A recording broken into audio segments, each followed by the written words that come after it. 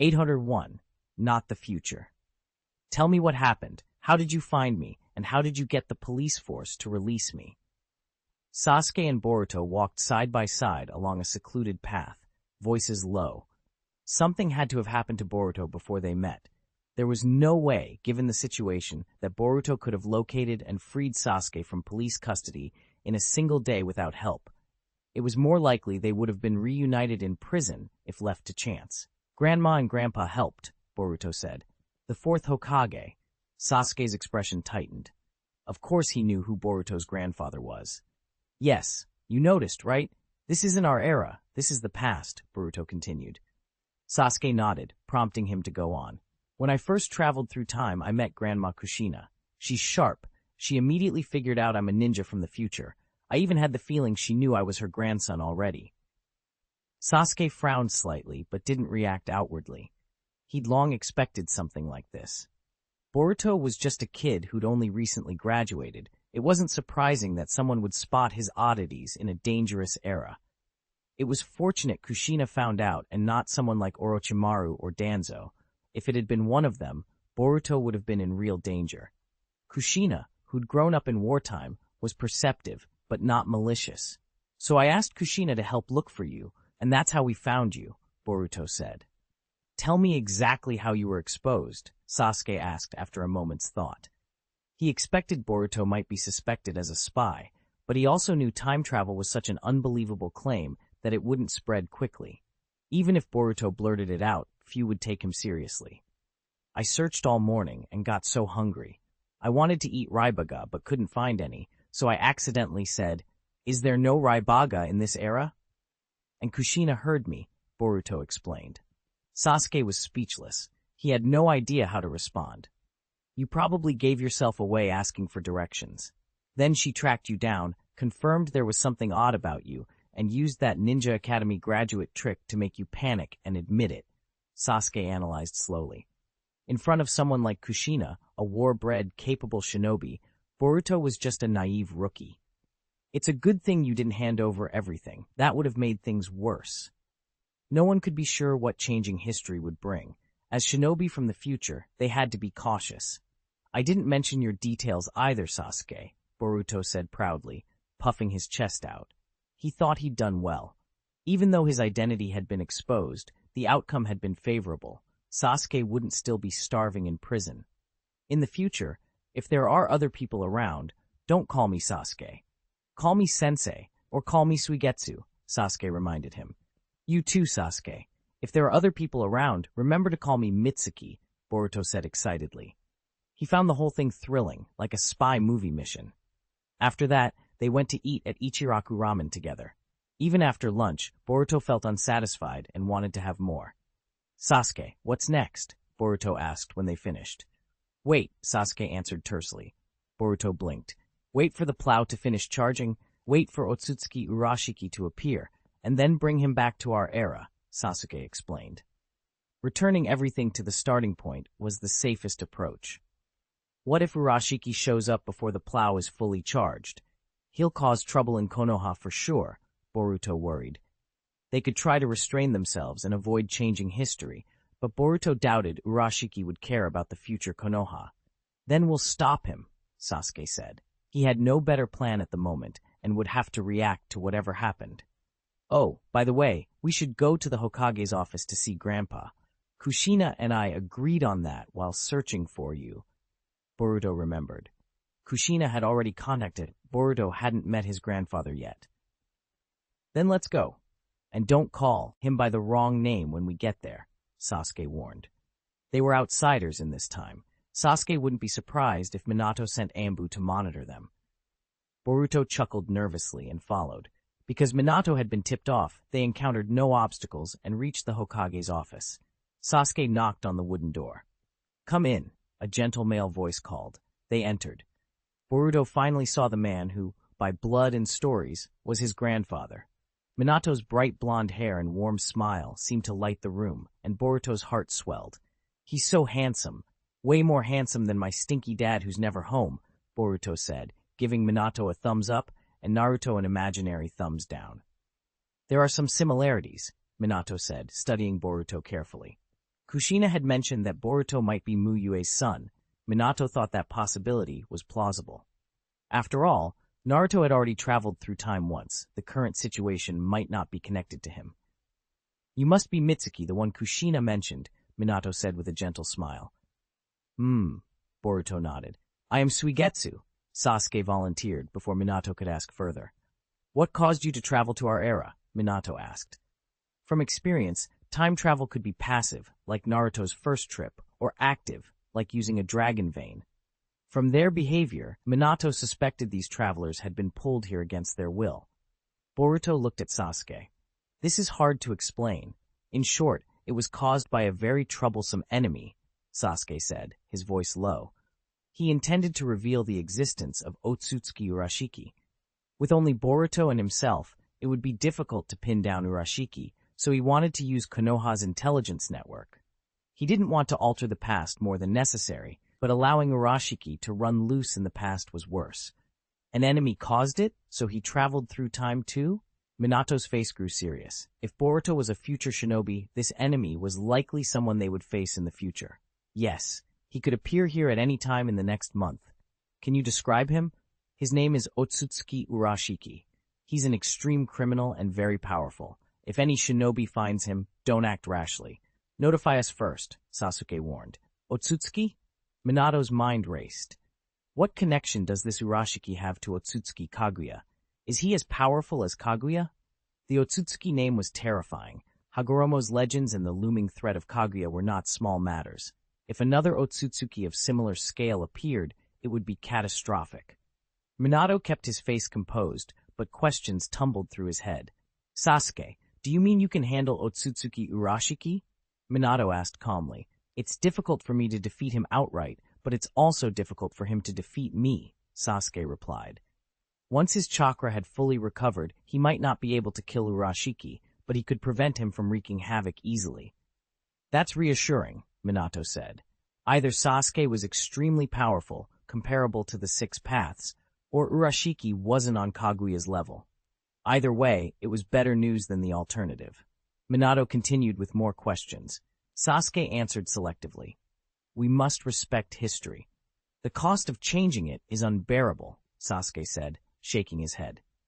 If Boruto hadn't already been exposed, he would have stayed low in Konoha, minimizing contacts with the past. Minato understood. That was why he'd once considered sealing memories in other cases. From the limited interaction, he suspected both of them were from the future, rather than a parallel world. Though he couldn't be certain, Naruto's earlier experience had shown how similar parallel worlds could be. More questioning and verification would be necessary. At that moment, Kushina opened the office door and walked in. Minato had stayed later than usual because of this meeting, so she didn't knock. No, we just finished talking, Minato said with a smile. You didn't bring Naruto? Kushina asked. I did. He's downstairs pestering someone Oh, tell him stories, Minato answered. Dad, Boruto brightened. Looking at Minato and Kushina, he realized his father would now be a small child. Naruto had always joked about being a handful as a kid. Boruto wanted to see what he was like. Little Mitsuki, do you want to go downstairs and see Naruto? Kushina asked. Okay, Boruto agreed at once. A quick look wouldn't change anything. Sasuke followed without expression. They went down to the first floor together. Naruto looked up and saw Kushina and Minato coming down. He ran into their arms, a small child full of energy. Such a little dad, Boruto thought, staring at the 3-year-old Naruto. So this really is Naruto. Sasuke's mind spun with questions. He remembered Naruto had been an orphan. Minato and Kushina were supposed to have died the night Naruto was born. This situation didn't make sense. At that moment, a passing Konoha shinobi bowed respectfully. 5th Hokage-sama, he greeted Minato. 5th Hokage? That's wrong. Shouldn't he be the 4th Hokage? Boruto blurted. Minato and Kushina both turned to look at him. Sasuke's mind raced with possibilities. No, he didn't get it wrong. I am the 5th Hokage, Minato said with a wry little shake of his head. Gaps in information led to misunderstandings. More communication was necessary for clarity. My face on the mountain isn't finished yet. You must have mistaken Mu Yue's face for mine. Mu Yue is the 4th Hokage. Since Mu Yue had established the Ninja World Alliance, the entire shinobi world had become busier. Konoha, as Mu Yue's power base and the strongest village, had heavier responsibilities. Minato didn't fuss over things like statues, so his own rock face had been delayed. Sasuke's eyes flickered. "What about Danzo Shimura?" he asked. "Danzo Shimura was executed several years ago," Minato Namikaze said. "When Danzo first fell, his crimes hadn't been publicly exposed. To protect the dignity of Konoha's leadership, Hiruzen Sarutobi and others had depicted him as a hero who died bravely on a mission. After the truth came out, Hiruzen publicly bowed and apologized. Danzo was no longer a martyred hero, but an executed criminal. Dead and executed." Sasuke exhaled slowly, his expression conflicted. Naruto's different family, a different Hokage succession, Danzo dying earlier than expected. None of this matched his memories. If this wasn't the past of his world, then what was it? He saw Itachi and Fugaku Uchiha, who looked exactly as he remembered. Naruto, Konoha. Could someone have traveled back and changed history? With plow as a means of time travel, others might have used it too, or there might be other methods. Minato noticed Sasuke's look and answered before he could speak. "Your world and this world are not past and future. They're parallel worlds." Like Naruto, who had come here first, Sasuke and Boruto had mistaken this place for their past because they lacked information. "What's a parallel world?" Boruto asked, puzzled. He wasn't thinking as deeply as Sasuke, but he was just as confused. Minato smiled faintly, led them a few steps away, and plucked 2 leaves from a nearby tree. These 2 leaves look the same at a glance, but if you examine them, there are subtle differences. That's how parallel worlds are, similar, but not identical. "Have other parallel world travelers come here?" Sasuke asked after a moment. The development of Konoha in this world seemed behind their own in some ways, yet people here knew things that didn't fit. Minato nodded without elaboration. Kushina ruffled Boruto's hair, disappointed. "So you're not Mu Yue's descendant, then?" she said. She had hoped, absurdly, to learn who Mu Yue's wife might be. Boruto scowled. "Who's Mu Yue? I don't even know this person." He'd felt touched a moment ago when Kushina seemed to recognize him, only to discover she'd mistaken him for someone else's child. Minato chuckled. "Mu Yue did many great things. I can't list them all. Briefly, he was the 4th Hokage and the current leader of the Ninja World Alliance," Kushina added, "and he was my sealing technique disciple." Boruto's eyes widened. "So he's amazing? Where is he now? Can I meet him?" "He's away doing something very important," Minato replied. "He's not in Konoha at the moment, but if all goes well, you should meet him soon." Very few knew that Mu Yue had traveled to a parallel world. Among the 5 Kage, only Minato did. The others knew Mu Yue had gone to some mysterious place on an important mission, but not the details. Minato's expression turned serious. "Since these are parallel worlds, you don't have to worry that your actions here will change your own world. If you have useful information for us, especially about the Otsutsuki, speak freely." Eras differed between worlds. Sasuke's world already had members of the Otsutsuki clan beyond Kaguya, so perhaps they had found solutions there. He thought of Orochimaru. "Increase the search for rogue Orochimaru. Sealing him would save a lot of trouble," he said. Orochimaru's Konoha crush and modified Edo Tensei had wreaked havoc in Sasuke's timeline. Keeping him contained seemed wise. Minato's face tightened slightly. "Orochimaru isn't a rogue ninja," he explained. "He hasn't defected?" Sasuke was surprised, but caution remained. "Even so, keep watch. He won't settle for an ordinary life." Sasuke had been Orochimaru's disciple and knew what a dangerous mind that was. He meant to ask about Obito, Nagato, and the Akatsuki, but remembering his earlier exchange with Fugaku, he asked instead, "What's the situation in the Land of Rain?" "Flourishing," Minato answered. "Both the Shinobi sect and the Ninja World Alliance headquarters are based in the Land of Rain."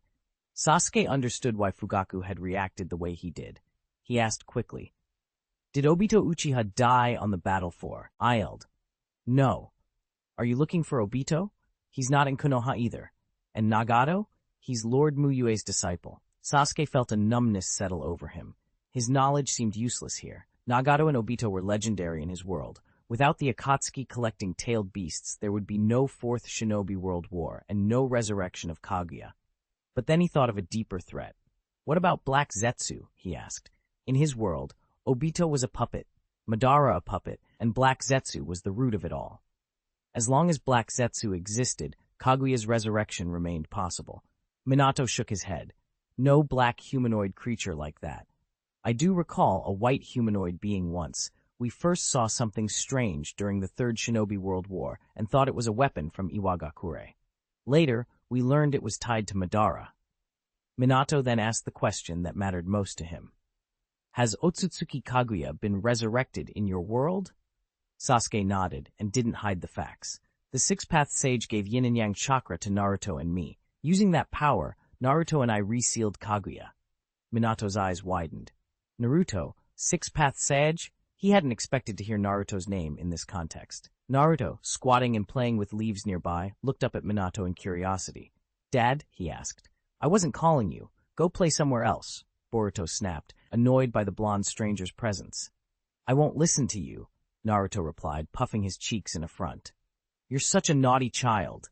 When I was your age, I was much more obedient than you, Boruto declared, triumphant to finally get the upper hand against the kid he considered insolent. You're the naughty one. Naruto jumped up to defend himself. Kushina laughed, amused by the bickering, then gathered Naruto's main body and headed home, leaving a shadow clone behind to stay with Minato and the others. Sasuke watched the squabbling pair helplessly. What a mess. Minato refocused. Is the Six-Path Sage still alive? Sasuke shook his head. He's dead, but his chakra remains in the world. Minato's mind raced. Mu Yue had once said he'd absorbed the Six-Path Sage's chakra. If that's what Sasuke meant, then this world might not be able to simply copy the sealing method of other timelines. Sasuke's reply hardened Minato's resolve. They needed to develop their own power. Mu Yue was important, but they still had time to prepare. If Kaguya ever returned here, perhaps they could reseal her on their own. We've talked enough for today, Sasuke interrupted. We've had a long day and need to rest. Do you need me to arrange lodging? Minato asked. Sasuke politely declined. The money Kushina had given Boruto would cover an inn. Kushina then offered, stay at our house. We have rooms. Sasuke still declined and left with Boruto. On the way out, Boruto asked, puzzled, why didn't you correct them when they used the wrong name for you? You never gave them your real name. It's wise to be cautious, Sasuke said. So far, everything we've heard is only one side of their story. It might not be the full truth. But they don't seem to be lying, Boruto protested. Precisely because they seem sincere, I revealed a little, Sasuke admitted. If they hadn't seemed honest, and if there hadn't been a real Naruto here, I wouldn't have said anything about Kaguya. As a shinobi, you have to question everything, not just strangers, but even people you know. So how do we verify what Grandpa and Grandma told us? Go to the land of rain? What if Otsutsuki Urashiki arrives before we can? Boruto asked. First, gather information in Konoha, Sasuke decided. They chose a modest inn. After a shower, Sasuke ordered Boruto to stay put. You sleep and don't wander off. I'm going out to gather information. You should take me with you, Boruto protested. I don't want to stay alone. You'd only slow me and risk exposing me, Sasuke said bluntly. He made a shadow clone and slipped out into the night. Damn, he even left a clone, Boruto grumbled, but curled up obediently and went to sleep. Sasuke wandered Konoha, then slipped down a secluded alley and used his Sharingan Genjutsu to extract information from an unlucky passerby. Who is the current Hokage? Which generation? Lord Minato, the 5th Hokage, the villager answered. Who was the 4th Hokage? What kind of person was he? Lord Mu Yue, the greatest ninja in the world. Is Danzo Shimura still alive? He's dead. Under the Sharingan, villagers told him everything they knew, though ordinary folk had limited knowledge. Sasuke moved on to hypnotize a chuunin and ask more probing questions. Who is Nagato? Lord Mu Yue's disciple, the strongest genius in the ninja world. What is the Ninja World Alliance? It began centered on the 5 great shinobi villages and the shinobi sect, and later spread across the entire ninja world. Sasuke felt a jolt. What he had once hoped to achieve had been realized here, and apparently even better than he had imagined. The information he gathered matched what Minato had told them. No contradictions. Parallel worlds. Truly remarkable, he murmured. Thinking of Itachi, whom he had seen that morning, a wave of emotion hit him. If this wasn't the same history he had known, then maybe Itachi could have a better life here, freed from bearing all that darkness alone. No text for this chapter. Let's proceed to the next chapter. 804. A brief discussion of the plot and the upcoming extras. At the end of the last chapter, I said a few things some brothers might have missed, so Xiaoju will repeat them here. First, this book will not jump to other worlds. Whether it's the main plot or side stories, everything stays within the ninja world. There won't be sudden detours to sea battle Shinigami or anything like that. Second, Boruto, Naruto Next Generations will only play a small role. In the main story, there will be a crossover that involves Boruto and Sasuke, but it won't become a full-on detour where the protagonists travel into Boruto's world like in the Fourth Great Ninja War scenario. The crossover is only to set up the Otsutsuki for the final conclusion. Right now, we're in the last main storyline of the book. Once it's finished, the main story will be complete. After that, I'll write some supplementary side stories, things that expand what happens next in the ninja world after Namikaze Naruto and Sasuke's changes. For example, how the world develops, what becomes of the 12 genin, Obito's romantic comedy slice of life with his friends, and the lives of the protagonist's descendants. Besides those storylines that supplement the main arc, I may also write some extra one-shots or alternate takes. A few possibilities I'm thinking about. Mu Yue without the teacher system. Obito traveling to the original world and saying, since there's no Mu Yue sensei in this world, I'll be Mu Yue sensei. An alternate what-if where Mu Yue dies unexpectedly. If brothers have other interesting ideas or things they want to see, leave them in the chapter comments and I'll consider them. 805. Otsutsuki Urashiki is coming. What should I do next? Boruto sat on the steps next to the Hokage building, lost in thought. The mission Sasuke had given him had really just been an errand, deliver a message to Minato Namikaze, and that had been finished quickly. An idea flashed through Boruto's mind. He had seen a young Naruto in this world, but he hadn't yet seen a young Hinata. Why not meet this world's mother? He tried to sneak into the Hyuga clan's main compound, but Hyuga guards stopped him almost immediately. What are you doing here, brat? One demanded. I'm a friend of Hinata's. I came to play with her, Boruto said, trying to sound earnest. Nonsense. When has Lady Hinata ever had friends from outside the clan? I suspect you're a spy after the Byakugan. The guard handed Boruto over to the police. The officer on duty recognized Boruto as the kid who had bailed people out yesterday and gave him a wry look. Fortunately, Minato had sent Ambu to tail Boruto discreetly, just in case. That was enough to secure Boruto's quick release. The Hyuga in this world are ridiculously rude, Boruto grumbled. He'd only wanted a glimpse of his mother. Instead, he'd been arrested. He quickly decided that getting to see Hinata wouldn't be so simple. He'd either need someone on the inside to help him, or he'd have to wait for Hinata to come out herself. Neither option was appealing right now, so he put the idea on hold. After all, Hinata was still young. She wasn't going anywhere. He wondered about Sasuke next. What exactly is Sasuke-sensei doing? He didn't say. As he wandered, he overheard voices. Anko, didn't you already have breakfast? Why are you still buying dango? Aren't you worried about getting fat? I have a stomach just for dango, Izumo. Why do you care? It's not like I'm asking you to treat me. Izumo, don't try. Anko doesn't appreciate good intentions. Kotetsu snorted. That slightly familiar voice made Boruto look up. A beautiful young woman approached, 14 years old here, according to the locals, though Boruto thought she looked older. Anko held her dango tightly and glared when she noticed him staring. Why are you looking like that, kid? If you try to steal my dango, I won't go easy on you. Boruto realized why everyone was staring. Anko's appearance in this timeline was unexpectedly youthful. Izumo and Kotetsu, meanwhile, were sizing him up. He looks a bit like Mu Yue sensei and the 5th Hokage, Izumo commented, stroking his chin. He does, Kotetsu agreed. Are you Mu Yue's illegitimate child? No, Boruto blurted, annoyed. He hadn't expected so many mistaken parentage theories. The trio were amusing company, though.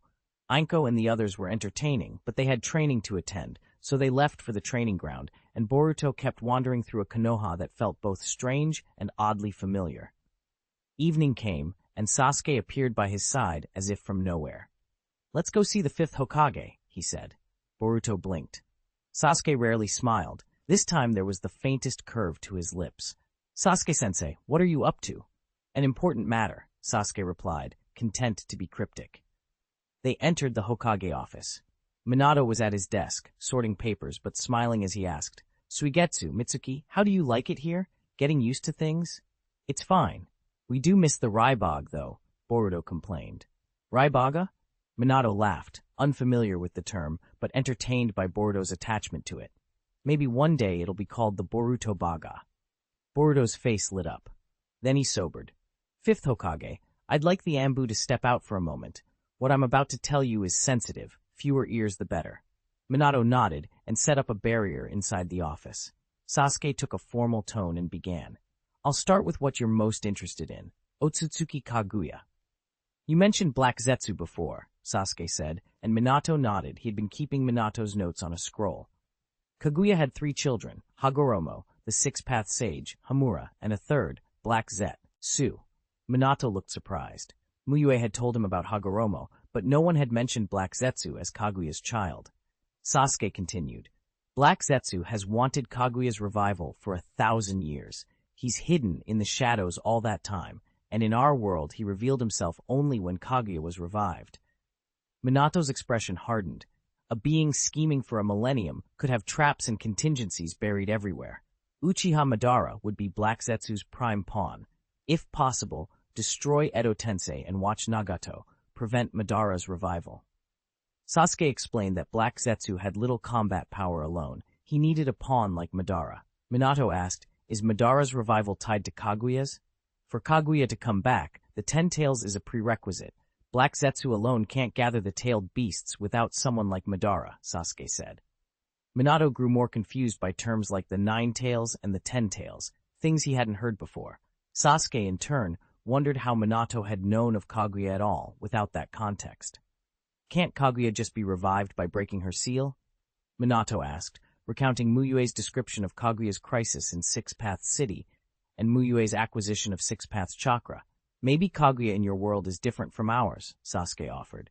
After all, Mu Yue was not only a Hokage, but the leader who had promoted the Ninja World Alliance and had acquired Six-Path Chakra in a different way. Since this was a parallel world, Sasuke couldn't insist his version of events was the absolute truth. Minato considered that and admitted, all my information about Kaguya came from Mu Yue. He favored Mu Yue's account more than Sasuke's. After all, Mu Yue's explanation had already shaped the world here. Sasuke dropped his pretense and said, by the way, due to earlier complications we used fake names. I'm Uchiha Sasuke. Uchiha Sasuke? Minato's face showed recognition. Their families had ties. Naruto and Sasuke had played together when they were younger. Boruto quickly introduced himself as well. I'm Uzumaki Boruto. Minato hesitated a moment, then pieced it together. With Sasuke's identity confirmed and Boruto's name and appearance, the child's origin became clearer.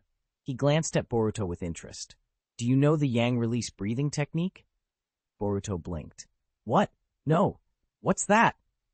Minato had been trying to determine which parallel timeline Boruto and Sasuke had come from.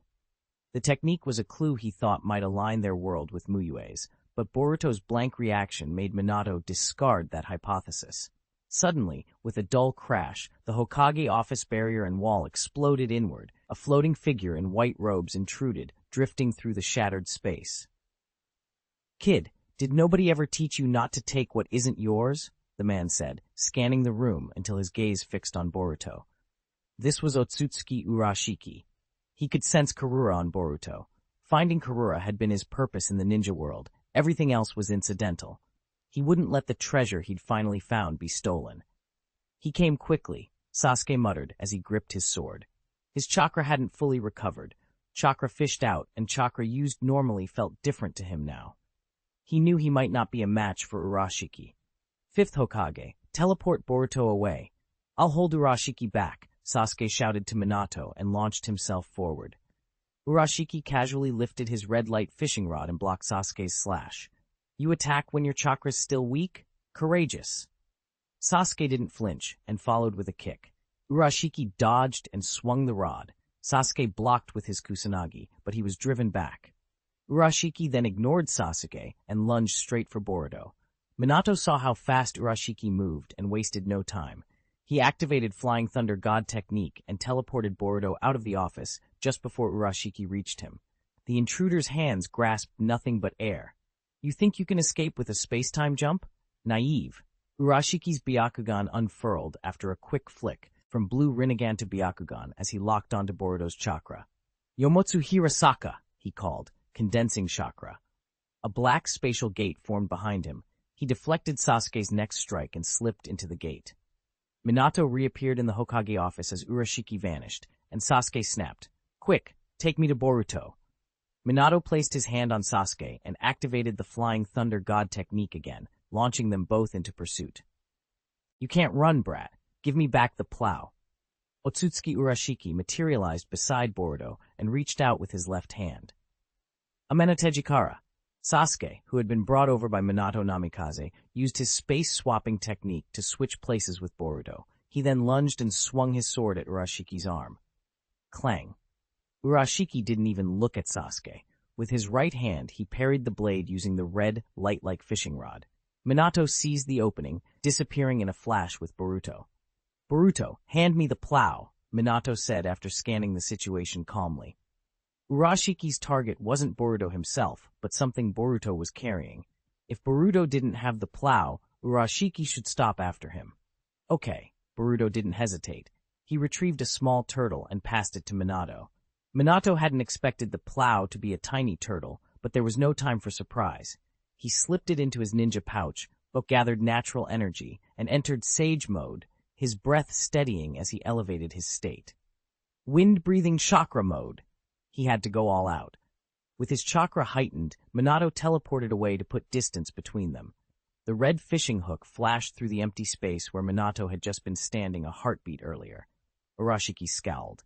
"How troublesome. Won't you just be obedient?" Minato fired a signal flare and used the Flying Thunder God technique to leave. Sasuke had claimed he could handle Urashiki, but their brief exchange had shown that Sasuke was struggling. Minato needed time and reinforcements. The Hokage office had been attacked. Anbu and the Anbu networks must have detected something. If he could stall for a little while, Konoha's strongest would arrive and the fight might be turned in their favor. Urashiki activated his Byakugan and gave chase, opening spatial gates to follow Minato. Minato hopped between his Flying Thunder God markers, while Urashiki repeatedly opened portals in pursuit. When roughly half of his chakra had been spent, Minato returned to the spot where he'd fired the flare. Just as Urashiki was about to strike, a thick staff shot toward him. Urashiki blocked it with his fishing rod but was shoved back a step. "Third Hokage-sama, thank you." Minato breathed in relief. Hiruzen Sarutobi and a group of jonin had arrived. "Minato, what happened? Was there an invasion? Why was no alarm raised?" Hiruzen asked, watching Urashiki warily. The whole village was sealed by a massive barrier. Any invasion within it should have been detected. "The enemy's in Otsutsuki," Minato explained. "He has spatio-temporal abilities like mine. Entering Konoha through space-time wouldn't trigger the barrier. Otsutsuki clan." Hiruzen's face tightened. He knew the old stories about Kaguya, but hadn't expected another Otsutsuki to appear, especially one acting now. "Jonin, fall back. Use long-range ninjutsu," Minato ordered. He didn't explain further. Instead, he gave the simplest, most practical instruction. "His hook can steal chakra. If you think you might lose your chakra, retreat." Sasuke had warned him. Urashiki's red light hook could snatch a ninja's chakra and use it to cast that ninja's jutsu, without hand signs and with amplified effect. Heh! Coming at me willingly? How kind. Urashiki flickered with Yomotsu Hirasaka and appeared near a jonin, casually swung the rod, and hooked away the man's chakra. The jonin collapsed limp on the ground. Minato frowned and launched 2 Flying Thunder God kunai wrapped in wind release. He had anticipated the worst when he fired the flare, but one flare couldn't convey everything about Urashiki. Alone, he and Sasuke weren't enough. "Just hand me the plow and I'll spare you all." Urashiki sighed with an amused smile as he swayed to avoid the kunai. He barely needed their chakra. If not for the plow, he wouldn't have bothered. "Rasen Shuriken!" The 3 of them struck in concert. Sasuke gathered lightning chakra into a Chidori spear. Hiruzen swung his lengthened, thickened staff, and Minato teleported behind Urashiki, a follow-up with a Rasen Shuriken. Urashiki shook his head and flashed aside twice, evading all 3 attacks.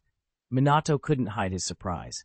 Dodging those combined strikes without using ninjutsu to cancel them suggested phenomenal reflexes. "You can't beat me. My eyes see the future," Urashiki said with a puff of pride, then cast his rod toward Minato. Earth release, earth flow wall. Hiruzen formed hand signs and raised a thick earth barrier between them, but Urashiki's rod was powerful enough to smash through. Minato had to teleport to avoid it. Shadow clone technique. Hiruzen created 4 clones. They dispersed and unleashed wide-range ninjutsu. The Jonin rained down explosive-tagged kunai and ranged attacks, but Urashiki dodged most of them as if on a stroll. Some of Hiruzen's broader jutsu were absorbed by a red light basket on Urashiki's back. "Sasuke, your swap, does it work on anyone?" Minato asked, thinking hard. Ordinary ninjutsu was nearly useless on Urashiki, and his dodging made taijutsu futile.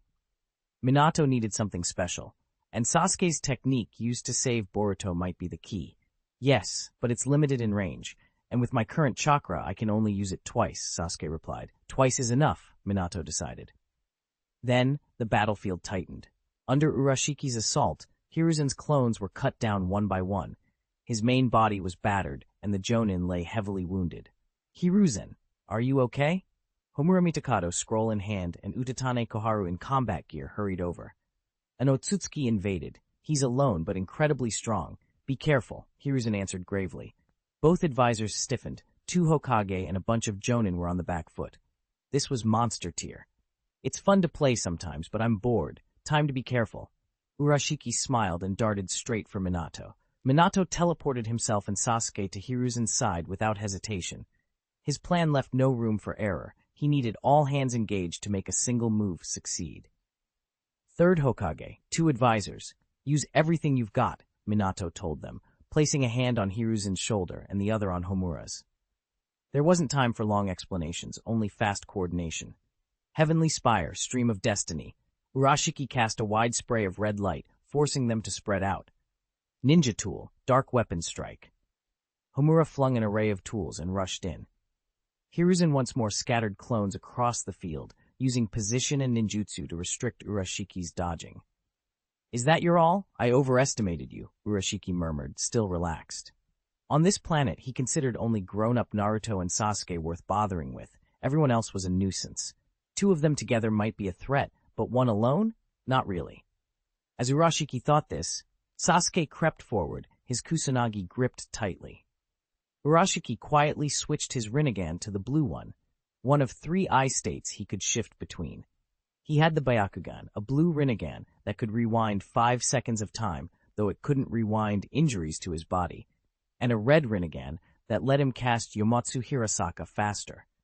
The blue rewind allowed him to replay the last 5 seconds to pick the best counter, but it couldn't be chained to extend the rewind. Minato's hand closed around a scroll. Mu Yue had given it to him before he left. Sealed inside was a 6-path sage art. Minato didn't know exactly how it differed from ordinary sage art, only that its power should surpass his own. He intended to use Hiruzen and the others to bait Urashiki into overconfidence, to make him think no attack could land, and then strike with the scroll. Clang. Sasuke's slash was blocked, and Urashiki's rod slashed bloody across Sasuke's side. "Ha ha! Without Naruto you're not that impressive," Urashiki taunted. Minato teleported himself and Sasuke to Homura's side, into the heart of the fight. Urashiki barely moved. Fast Ninja didn't impress him. He considered Minato's Rasen Shuriken weak compared to Naruto's Rasengan and chose not to dirty himself. Sasuke's eyes flared. With chakra. Ameno Tejikara, he swapped Urashiki's position with Homura Mitokado's. Sage Art, Spiraling Sphere, Azure Flame.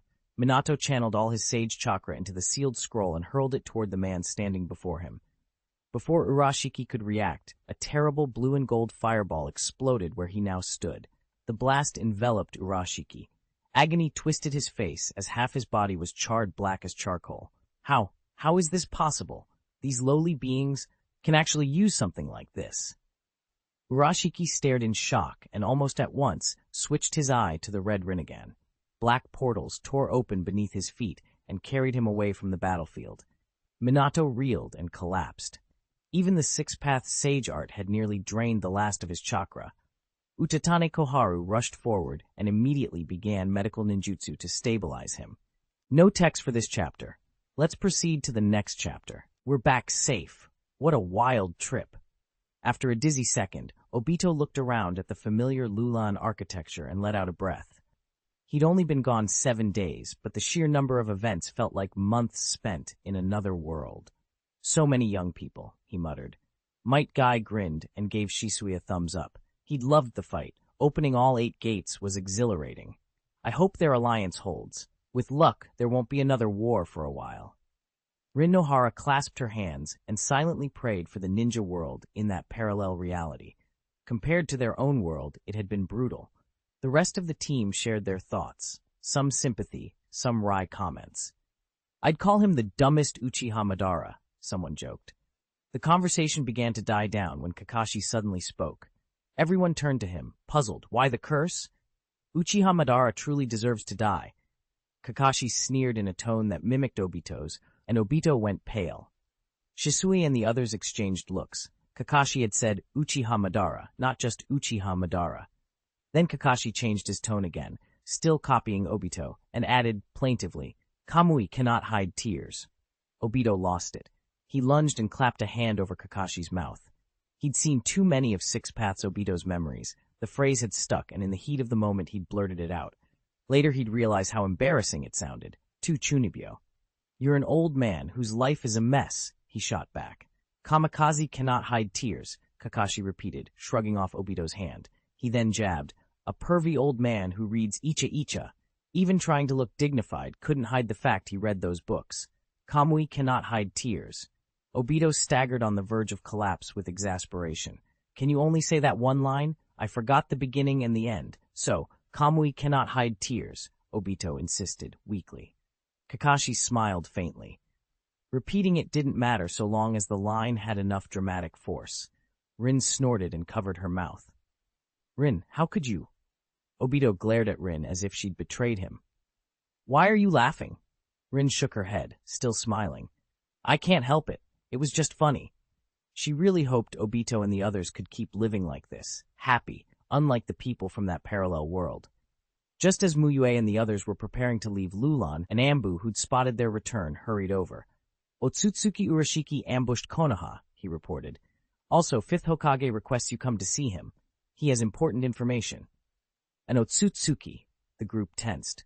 They'd checked the time difference. Only a few days had passed in their world.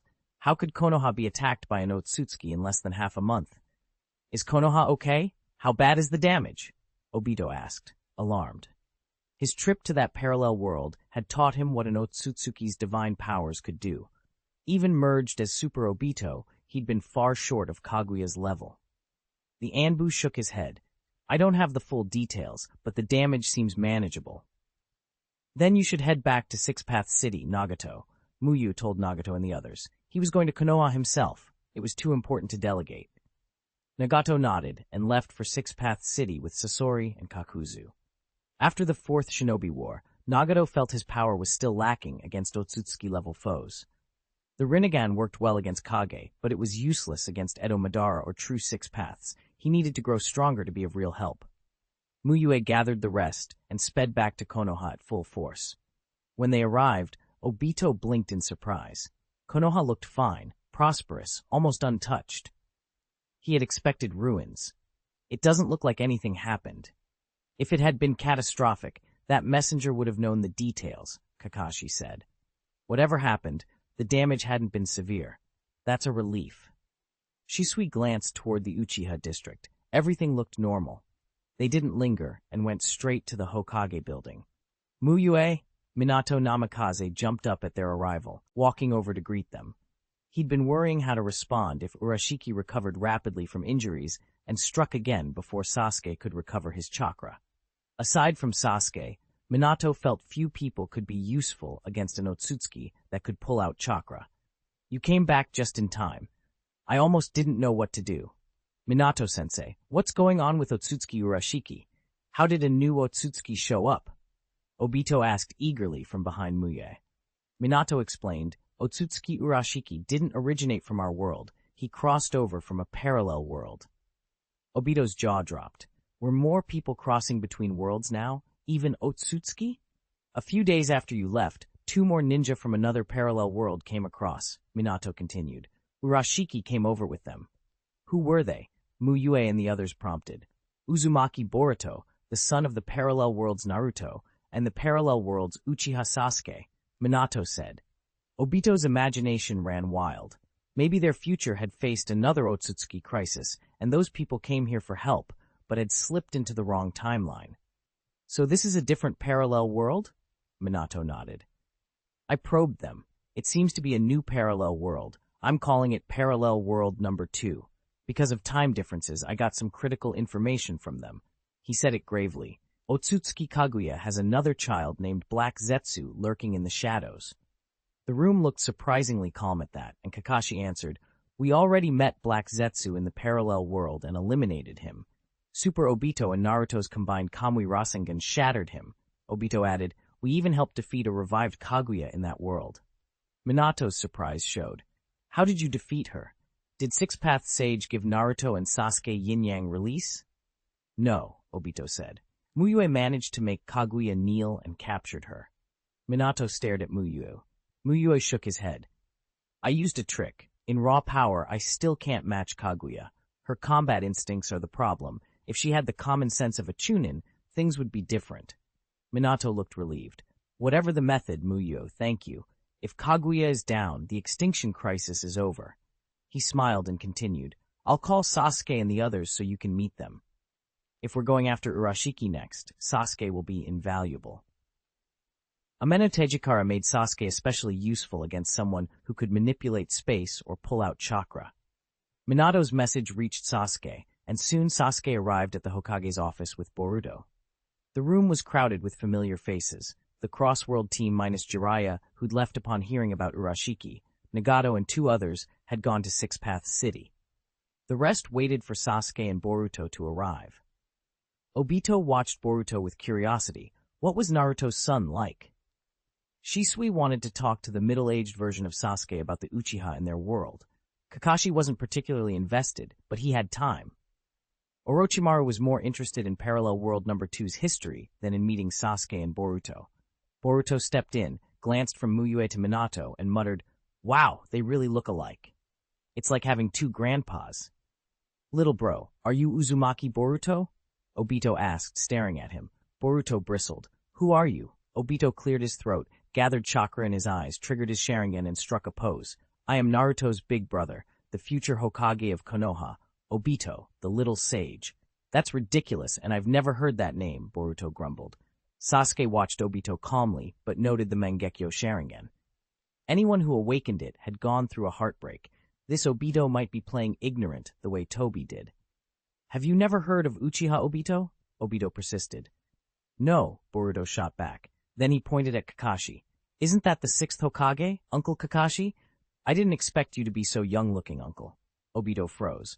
Boruto claimed to know Kakashi as the 6th Hokage, but had never heard of Obito. Sasuke confirmed. In our world, Kakashi really is the 6th Hokage. Kakashi waved it off. Isn't that normal? After all, it's me. He seemed unbothered.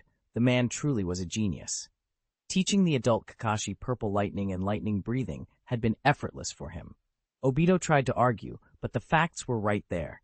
He swallowed his indignation and told himself maybe there simply was no him in Parallel World Number 2.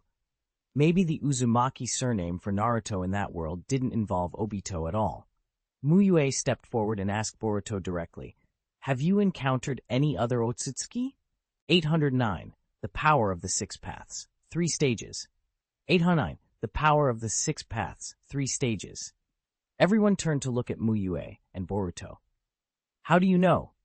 Boruto asked, curious. He couldn't see how Mu Yue would know such a specific thing. Even if Mu Yue could read minds, Boruto hadn't been thinking about Otsutsuki Momoshiki just now. Because you have an Otsutsuki karma. Mu Yue took Boruto's right hand and pointed to the black, diamond-shaped seal on his palm. After Kaguya taught him, Mu Yue had realized he himself could use karma. He didn't know everything about its origins or technique, but he could detect karma on someone and judge how far it had thawed. What he could not yet do was identify which Otsutsuki the karma belonged to. though in principle, karma is the Otsutsuki's body data, so it should be possible. That was why Mu Yue had asked whether Boruto had come into contact with any Otsutsuki. He hadn't automatically assumed it was Urashiki. Normally, Otsutsuki wouldn't attach karma to someone unless they intended to reincarnate through them. Urashiki's recent behavior hadn't looked like that. If he wanted Boruto, he'd have tried to capture him first. So this is called karma. Boruto scratched his head. The mark had appeared after the fight with Momoshiki. He'd never been sure what it meant, but nothing obvious had happened, so he'd hardly thought about it since. What does this karma do? Do you have any information? Sasuke asked quickly. He'd seen what Momoshiki did when he froze time and engraved the mark. His Rinnegan had caught it, but he didn't understand the nature of the Otsutsuki ability. Karma is the Otsutsuki's body data, Mu Yue explained simply. People who have karma implanted are called vessels. When karma is fully thawed, the Otsutsuki revives inside the vessel, and the vessel dies. Ah! Boruto's face went pale. He hadn't expected Momoshiki to leave him something like that. Revive, and the vessel dies. Sasuke's expression grew serious. Where did you get this information? From Otsutsuki Kaguya, Mu Yue answered. Sasuke blinked, then glanced at Minato in confusion. Minato explained, Mu Yue and the others were away in a parallel world a few days ago. Kaguya in that world happened to revive, and Mu Yue learned about karma from her. Boruto's anxiety spiked. Grandpa Mu Yue, can you remove karma? Mu Yue shook his head slightly. Not yet. I've only just learned how to perceive karma. Whether it can be removed without harming the vessel is unknown. I'll question Kaguya and see if she knows a way.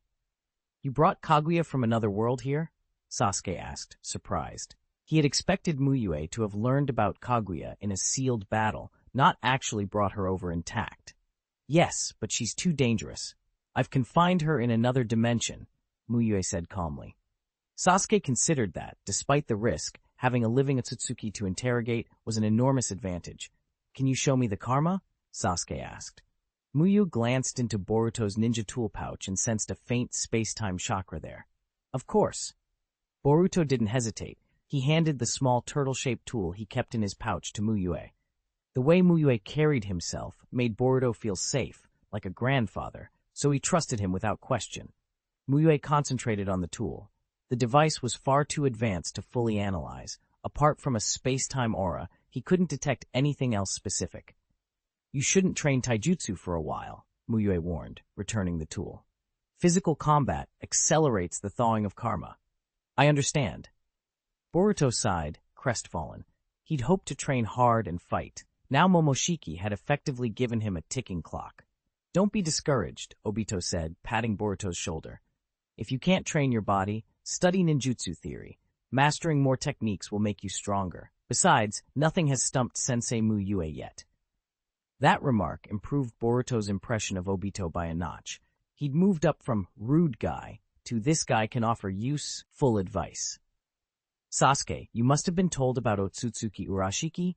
Mu Yue added, turning to him when Sasuke's immediate concern about Boruto had been addressed. Yes. Sasuke had come to the Hokage building largely to discuss Urashiki. Mu Yue said, from what you've described and what Minato saw, Urashiki is far weaker than Kaguya. He might be a Six Paths level underling, or somewhere between Hashirama and the Six Paths. I'd need to face him to know for sure, but he certainly wouldn't be an opponent for me. Mu Yue's calm assessment came from the power he now wielded. If Kaguya was a peak Six Paths existence, and Six Paths Obito was early-stage Six Paths, Mu Yue, having borrowed enough Tailed Beast chakra, considered himself late-stage Six Paths, a top existence among that rank. Defeating a floor-tile Six Paths underling should not be difficult. Is that all? Sasuke asked, curious what could make Mu Yue so confident. Sasuke, don't worry. Sensei Mu Yue's strength is beyond what you can imagine, Obito interjected when Sasuke looked skeptical. What the heck is Sasuke again? Obito said in confusion when Boruto tried to explain. Because he's older than this era's Sasuke, Boruto explained. If you don't like it, I can call you Great Sasuke, Obito offered cheerfully. Sasuke had to admit, if the man from that other world hadn't beaten Obito, his composure was almost on par with his own. Given Mu Yue's information and actions, Sasuke decided to trust his judgment for now. To avoid accelerating Boruto's karma thawing, Sasuke canceled his afternoon training. Boruto would stay in Konoha and study while Sasuke continued investigating this era. When they left the Hokage building, Orochimaru approached, curious about the parallel world. "Don't go near Boruto, or I won't hold back," Sasuke warned him. "It seems Sasuke-kun is a little suspicious of me," Orochimaru said, unruffled. He wanted only to learn the parallel world's details and test his theories. He was interested in Boruto's karma, but Mu Yue already had more information and a living Otsutsuki. Following Mu Yue seemed the wiser path. Seeing Sasuke's vigilance, Orochimaru didn't press and returned to his lab to digest everything he'd learned. Afterwards, Obito went home to check on his grandmother, then to the Uchiha residence. Shisui was already there, talking with Itachi and the young Sasuke. When Obito arrived, Shisui and the boys greeted him politely. Obito pinched little Sasuke's cheek. So cute." "Brother Obito," Sasuke protested in a muffled voice. "Itachi, you're okay with this, right?" Obito asked, drawing Itachi into his teasing. Itachi gave a small, automatic nod. Little brothers, he thought quietly, were the cutest thing. "What were you two talking about?" Obito asked. "Itachi's studies. He's planning to graduate early and enter middle school," Shisui said. From his trip to the parallel world, Shisui had a deeper appreciation of Itachi's nature. To protect Itachi's future and the clan's, he wanted to give the boy focused training, but Itachi didn't need to rush. With his level, middle school might not teach him much, Obito mused. Why not let him pass the middle school graduation exam early and go straight to being a genin? He could train with you or me. Shisui shook his head. Ninja University just opened a few months ago and is already admitting students. Itachi will go straight from middle school to Ninja University. "That sounds good. I wish I could go back to school," Obito said, daydreaming about studying with Rin. Meanwhile, Otsutsuki Urashiki, badly wounded, had rushed away from Konoha using Yomotsu Hirasaka. He teleported to the land of rivers and used the red glowing fishing rod he carried to devour the chakra he'd collected, trying to heal. He'd not gathered enough chakra before entering the ninja world, and had used much of it in fights, so his wounds were only partially healed. He'd intended to find powerful shinobi to siphon chakra from, then return to Konoha and take back his spoils. But the land of rivers, caved the strength of the 5 great nations, and Urashiki's standards were high. He had no patience for ordinary jonin. After a day of wandering without success, he almost gave up, until he encountered a monk in a white haori. Urashiki halted. The monk stopped. For a moment they simply stood there, silently regarding each other. "Isn't this my most respected senior, Ishiki?" Otsutsuki Urashiki said with a playful smile as he approached. "So you're still alive, Senior Ishiki? I thought that Kaguya had finished you off." Ishiki didn't flinch. "There's no need for jokes." "Oh, of course. You're Ishiki. How could someone like Kaguya have killed you?" Urashiki continued, deliberately turning his attention to Ishiki's condition. He had seen the karma seal on Ishiki's host thaw completely, meaning reincarnation could happen at any moment. Why then, hadn't Ishiki already reincarnated? The answer was obvious. The vessel's body was inadequate. Reincarnating into an unfit body would be suicide, and Otsutsuki's chakra would tear it apart in days. Ishiki kept his tone casual. "Don't worry about me. It's a minor issue. I'll resolve it soon." Urashiki's smile widened. "Minor, huh? With your condition, finding a suitable vessel won't be easy. How about we cooperate?" Ishiki neither accepted nor refused, testing the other's intent. "I have something held by a Konoha shinobi," Urashiki said. "Help me retrieve it, and I'll tell you where to find a vessel that will definitely hold you." Urashiki's logic was simple. Boruto's Otsutsuki lineage made him an ideal vessel, so Boruto's father, Naruto, a powerful shinobi who might be able to withstand Otsutsuki chakra, could also serve as one. If Ishiki learned of Naruto's potential, he'd act on it, and all the ensuing chaos in Konoha would give Urashiki a chance to reclaim what he called the plow. "You'll tell me?" Ishiki's expression flickered with bitter amusement. Could this newcomer from who knows where in the ninja world know better than him? "If you don't believe me, I'll give you the name," Urashiki said. "If he can't take your chakra, then you don't have to help me. The vessel's name is Naruto. He's in Konoha." Ishiki's face went unreadable, but he stored the name away. Back at his residence, Mu Yue released Otsutsuki Kaguya from the Daikokuten dimension and asked, "Do you know Otsutsuki Urashiki?" Kaguya looked puzzled. "How do you know that name?" Mu Yue didn't dilute his tone. "I'm asking you. Answer." She blinked, then nodded honestly. "Yes. I don't know him well. I heard he's easy to talk to. The only ability I recall is that he can regress time by 5 seconds, though he can't regress his own time." Mu Yue thought of Minato Namikaze's remark that Urashiki's evasion seemed exaggerated. Almost nothing could hit him. Mu Yue suspected that evasion was a product of time regression. "Can the karma seal be removed?" he asked. "When the one who inscribed the karma reincarnates, the karma disappears," Kaguya replied. "If you mean removing it directly, I don't know. Maybe those above us have such power." To Kaguya, erasing karma was fantasy, the very core of the Otsutsuki's divine arts that let them travel the cosmos. She avoided saying it bluntly only because she feared Mu Yue's reaction. "What's the Otsutsuki clan's strongest ability?" Mu Yue pressed. "Omnipotence," Kaguya answered without hesitation. "It's the divine art of divine arts. It can materialize anything imagined. With it, creating a world is effortless." Mu Yue listened as she spoke longingly, and a question formed in his mind. Is omnipotence truly limitless? From Kaguya's words, the Otsutsuki planted the god tree to become gods themselves. If omnipotence could be fully mastered only after becoming an Otsutsuki god, could someone then make others gods? That seemed unlikely. Otherwise, the clan would all be gods already. Mu Yue knew every jutsu had limits, so even something called omnipotence must have constraints. Kaguya's eyes gleamed. "I've told you so much. You owe me at least a third of the promised value, right?" Mu Yue was blunt. "Besides Urashiki's ability, none of this is useful. 1/30th is more appropriate." Kaguya sputtered in disbelief. 1/30th? It should be at least 1/5. "At most 1/20th, Mu Yue countered. They argued until Mu Yue grudgingly awarded her 1/10 of that, the promise value. That left Kaguya needing 90% more to synthesize the crucial item, Mu Yue's promise. Mu Yue planned to convert accumulated promise value into promise points when it reached 90%. 100 promise points would equal 10% of the promise value. He didn't truly trust Kaguya's claim that absorbing another version of herself wouldn't make her exceed Ten Tail's full power. If she evolved into an even stronger Kaguya, the world might be in real danger. "Stay here and behave," Mu Yue said, taking Kaguya to a second-floor bedroom. "I'll add promise value based on your behavior, or I'll lock you back in the other dimension."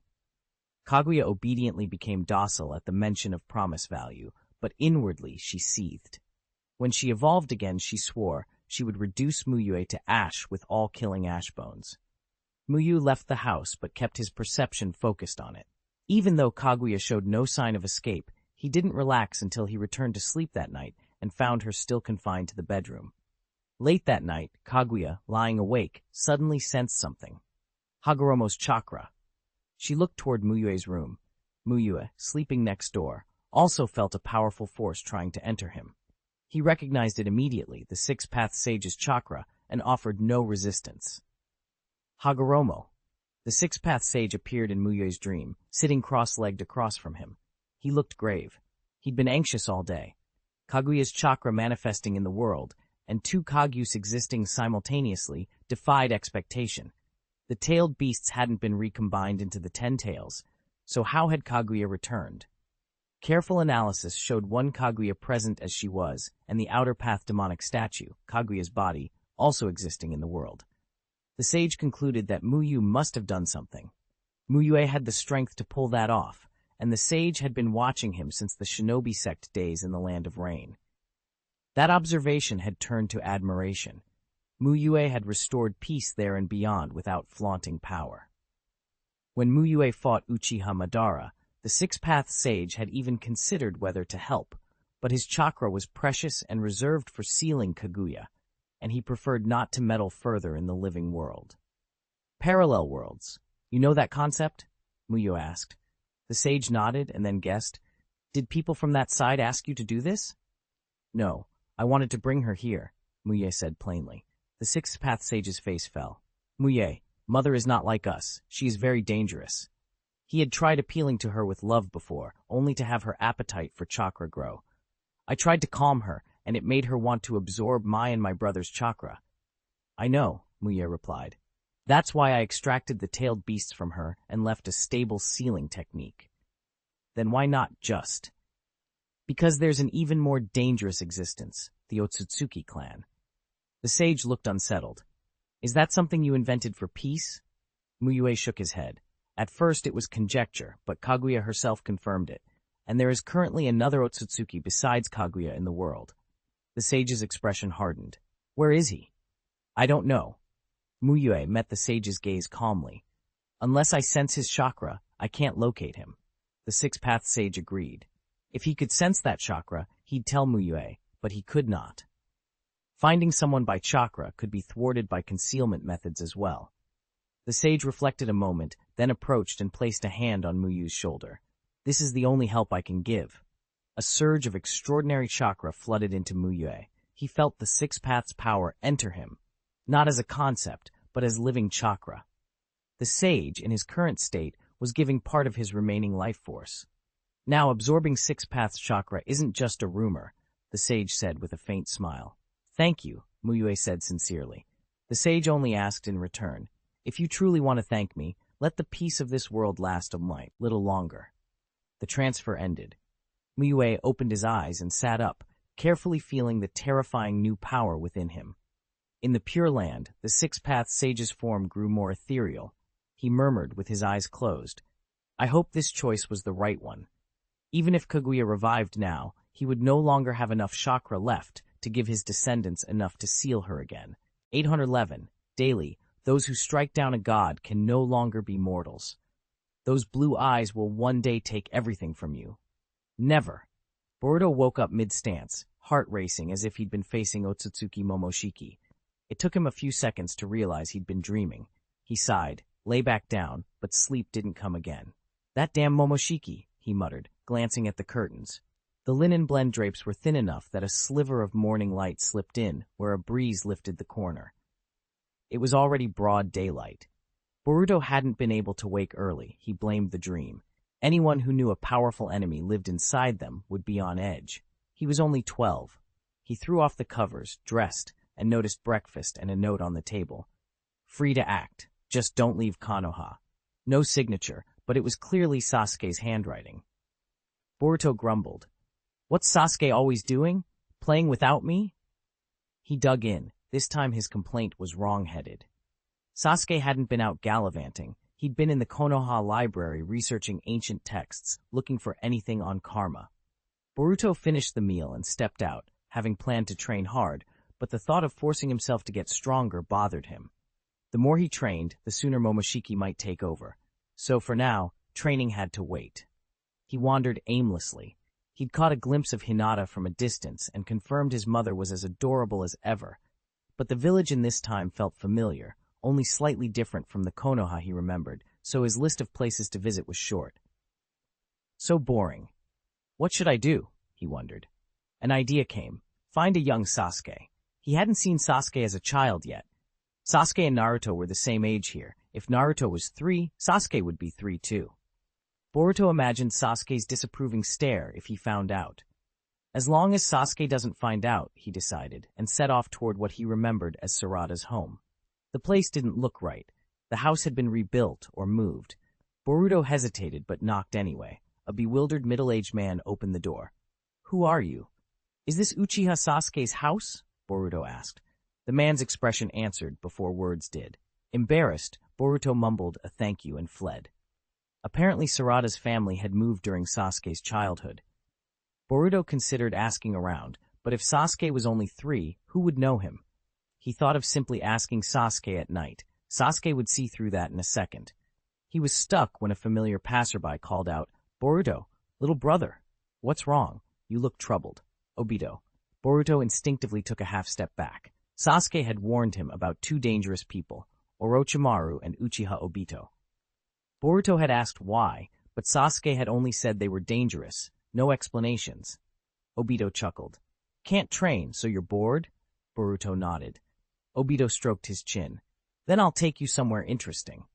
In the next instant, Obito grabbed Boruto's shoulder and activated the Flying Thunder God technique. When Boruto reacted, They were already at a flat training ground. Boruto stepped back warily. Obito looked silly, but he was strong and could use space-time ninjutsu. You'll see soon. They should be here, Obito said, checking a watch from the Kamui dimension. He, Anko, and the others had agreed he'd lead training today. He'd originally planned a staged enemy test, but decided something more creative would be better, something to fit their Mu Yue style, and he hoped entertain Boruto. A few familiar faces arrived. Captain Obito, good morning, Anko called, then noticed Boruto. Wow, is he really Mu Yue-sensei's illegitimate kid? Anko laughed. It was well known that Obito was one of Mu Yue's famous disciples. A child who resembled Mu Yue trailing Obito would make a tidy rumor. Mu Yue had a child when he was 15 or 16, right? Anko, repeat a joke too many times and it stops being funny, Kotetsu Hagane grumbled. Obito, suddenly serious, scolded. No, don't talk nonsense. He didn't want Mu Yue. His reputation dragged into gossip. Boruto blinked at their banter. Anko and Obito were almost as silly as each other. He watched as Obito began with normal training, taijutsu and ninjutsu basics, precise guidance even as an observer. After warming them up, he tested the trio's teamwork by having them attack him at full force. Anko, Kotetsu, and Izumo didn't hold back, and Boruto, who'd expected something dull, found himself drawn into the spectacle. This fight was easier to enjoy than the complex clashes against Otsutsuki he had seen. Here the moves were clearer, faster to follow. Boruto noticed how well the three worked together. If he couldn't solve the karma issue, he wouldn't be able to do missions with Sarada and Mitsuki anymore. That thought stung. The bout ended with Obito victorious. Very good. You've made real progress. Teamwork is excellent, he praised. The three beamed and exaggeratedly complimented one another. Everyone, refine your chakra. Special training starts soon, Obito said, glancing at Boruto. He sat beside the stunned boy and explained the rules. There's only one rule. Each of you will use the ninjutsu you feel most proficient with to make Boruto's expression change. I'll score based on Boruto's reaction, the ninjutsu's effect, and overall performance. Last place gets 100 questions. Huh? Boruto and Anko said at once. Sorry, Boruto. You're the test subject this time. I owe you. Obito patted his shoulder. Boruto was flustered. Examination tool? He nearly protested, but the chance to ask Obito about a younger Sasuke kept him quiet. From what he'd seen so far, Obito didn't seem dangerous at all, just odd. Boruto thought about the exercise. It tested observation and the ability to gauge effective ninjutsu. After Sasuke's guidance, he'd improved a lot. This might be fun. Is that all? Let me go first. Anko laughed and stepped forward, confident a flashy fire jutsu would make him react. Flame breathing, full concentration. Fire release, flame vortex, she roared, forcing chakra into her breath and unleashing a spiraling fire serpent that wound around the group. She looked at Boruto, expecting awe. Boruto's face stayed blank. Anko's confident smile faltered. Just fire, he deadpanned. He'd seen bigger spectacles. He'd even been part of Sasuke and Naruto's assault against Momoshiki. This was nothing special. Kotetsu laughed. See? It's up to us. Izumo raised an eyebrow. 2 of us? The rules had never said only one person could perform a jutsu. Anko looked to Obito for confirmation and got a nod. She protested, but Obito denied her further participation. She'd already used her ninjutsu. Izumo and Kotetsu shared a grin and linked hand signs. Enemy confusion technique. They transformed into scantily clad, beautiful women, an old trick. They'd assumed Boruto would be flustered and his expression would change drastically. Instead, Boruto wore the same disinterested look. Obito, though, widened his eyes. You think that impresses me? Boruto declared, forming hand signs. Harem jutsu. He released his technique, instantly producing 6 blonde beauties with varied expressions. They surrounded Izumo and Kotetsu, and the two were startled into dropping their disguises. Boruto, big brother, the pair shouted, convinced and sheepish. To them, Boruto's harem jutsu had the visual weight of a true master. In their world, only their big brother Ebisu could compete. Boruto laughed. The shinobi of this era weren't exactly what Sasuke had warned about. If anything, they were more cheerful than the people he'd known. 812. Research. In the end, Obito decided both teams were tied for last place, so everyone had to answer 100 questions. Of course, Anko and the others could reduce that burden by doing extra training, or they could spread the questions out over time. Let me show you what real ninjutsu looks like, Obito declared, puffing out his chest. He had only been in the parallel world for a week, but his power had improved noticeably. The pressure of battle had forced him to get stronger. Anko and the others looked eager. Boruto's expression remained cool. His opinion of Obito had shifted, but he still didn't expect to be impressed by any single ninjutsu. He'd seen mighty techniques up close before. Obito gathered a vast amount of natural energy and entered flame-breathing sage mode, then channeled it into flame-breathing chakra mode to heighten his fire-release nature transformation. Sage Art Spiraling Sphere, Azure Flame. Obito pressed his right palm forward, condensing a huge amount of fire-release chakra into a blazing blue flame chakra ball.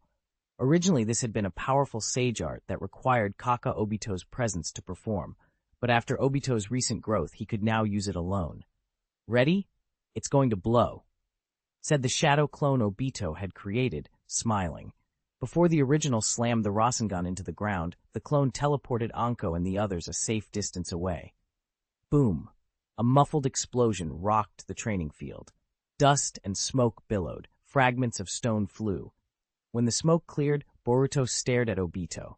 Where the flat training ground had been was now a charred crater, dozens of meters across, with patches of blue flame still licking at the crater's interior. Boruto's mouth hung open. He hadn't expected Obito to have a Rasengan, and certainly not one like that. Not bad, huh? Obito grinned, waving away the flames as he strode up to the four of them. Aside from the unreasonable power of Kamui, this was the strongest technique he currently had. Captain Obito, I want to learn that, Anko shouted immediately, waving her hand. Very spirited, Obito said, rubbing his chin. With your learning speed, you'd probably meet the requirements for Blue Flame in about 12 years. 12 years? That's too long, Anko protested. At only 14 years old, 12 years sounded like forever. Too long? I have a conventional method that only takes 1 day. Want to try? Obito offered. Yes! Yes! Tonight before you sleep, keep repeating to yourself, I have mastered Blue Flame Rasengan, and maybe you'll dream it. He tapped her on the head with 2 fingers. But if you want to learn powerful jutsu, you have to train hard and build a solid foundation. Don't expect to reach the top overnight. Even with Lord Mu Yue's guidance, it had taken Obito a long time to learn Blue Flame. How long did it take you? Boruto asked, curious. About 3 years, Obito replied after a moment. Want to learn? Obito reached for Boruto's head, but Boruto dodged. I was just asking. He didn't answer. Of course he wanted to learn such a powerful jutsu, but Boruto lacked the fire release nature. He'd probably need years, even as a prodigy. And they weren't in their world. They wouldn't be here forever. I want to use the favor you owe me to help find Sasuke, Boruto said, deliberately using Sasuke's name without honorifics to prevent misunderstanding. Sasuke. Obito thought for a moment, then nodded. If he'd been sent to a similar past, he'd have gone to see Lord Mu Yue as a child too. No need to call in a favor. I'll take you to him tomorrow.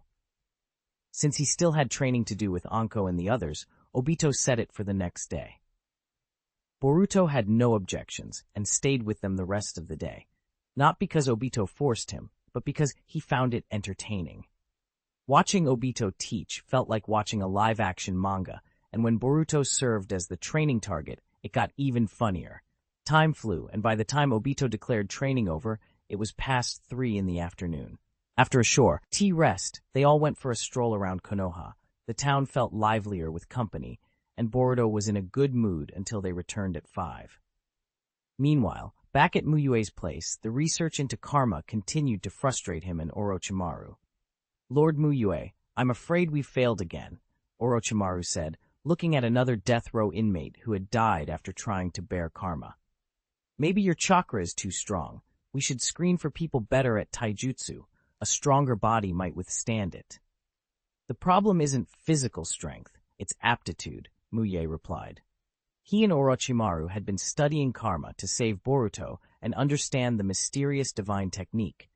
But their experiments were not just unsuccessful, they were outright lethal. People capable of carrying karma were simply far too rare. Orochimaru suggested using his living corpse reincarnation. After all, in the memories he'd exchanged with his parallel world self, he'd retained that technique. He could resurrect his old body and use it as a test subject. It's likely useless, Mu Yue said. Aptitude refers to the talent for bearing karma. It's not strictly tied to ninjutsu ability. Kaguya Otsutsuki had said that finding people with that aptitude was exceptionally difficult. Even if the Otsutsuki forced natives to be test subjects, it still took ages to find someone who could bear karma. For the Otsutsuki, however, longevity made such delays meaningless. They could wait centuries. Then why don't we study Boruto directly? Orochimaru proposed. Boruto had already carried karma for some time, making him an ideal subject. No. Mu Yue shook his head. Forcing a 12-year-old to undergo Orochimaru's research would be psychologically ruinous. If Boruto's unfreezing progress were already past 70%, Mu Yue might consider aggressive treatments and leave the choice to Boruto. But Boruto's karma had barely begun to unfreeze. With careful control, there was plenty of time. He refused to subject the child to such experimentation.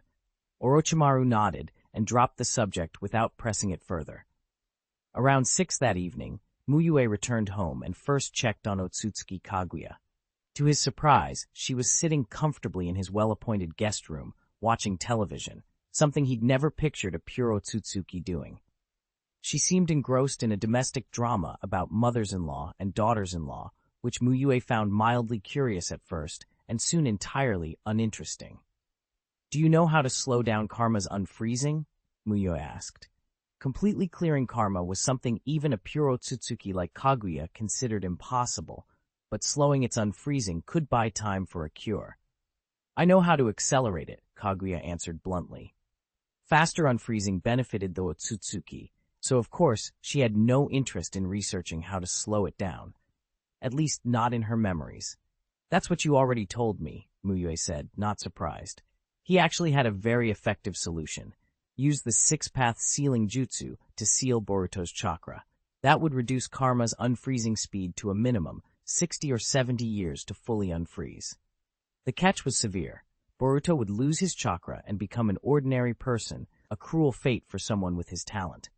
Mu Yue kept that plan only as a last resort. He'd use it only if their research stalled for too long, and there was no other option before everyone returned home.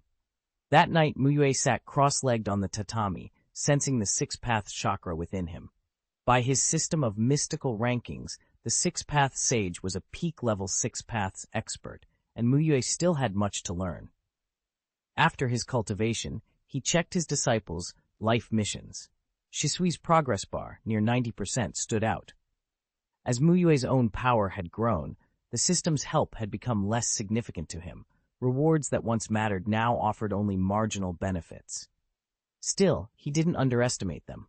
The Potara earrings from settling Shisui's last life mission had proven exceptional, useful both for his disciples and for Mu Yue himself. As his strength rose, only the rewards tied to high-progress missions were likely to remain valuable. Right now, Shisui led the pack.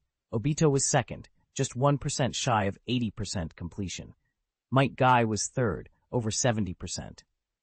Kakashi's life mission was special and different from the others, standing apart in ways Mu Yue hadn't yet fully parsed. The next day, Boruto went to the park where he'd agreed to meet Obito. Obito had promised to take him to see little Sasuke, and he'd hinted there was a surprise too. A surprise? Boruto thought as he walked. He's being so mysterious. I wonder what he's up to. He spotted Obito waving from a distance before he reached the park entrance and jogged over. As he closed the gap, Obito gathered chakra around his eyes, activated his Mangekyo Sharingan, and used Kamui. With a ripple in space, a little boy appeared beside him. "Ta-da! Little Sasuke makes his entrance," Obito announced. Boruto's curiosity vanished at once. The 3-year-old Sasuke was adorable. He wore a plain black long-sleeved shirt with the Uchiha fan crest on the chest and simple black shorts. Unlike the grown Sasuke's long hair that hid his eyes, this little one had neatly cropped hair and an energetic look about him. Boruto had expected a small, brooding prodigy. Instead, Sasuke seemed soft and surprisingly sweet. "Obito ni, who is he?" the little boy asked nervously, tugging at Obito's sleeve when Boruto stared too long. "He's Boruto, and he's a very strong ninja," Obito said, giving Boruto a thumbs up. Boruto straightened his shoulders at the compliment. He loved being acknowledged as a genius, and being praised by someone like Obito felt good, especially after Obito had learned about the karma mark on him and still admired his attitude. By the way, Obito, wasn't there supposed to be a surprise? Is this little Sasuke it? Boruto asked. No, Obito shook his head. Sasuke is the promise I made to you. He's not the surprise. Boruto's eyes lit up. If even Sasuke counted as just a promise, then whatever the real surprise was had to be something else entirely.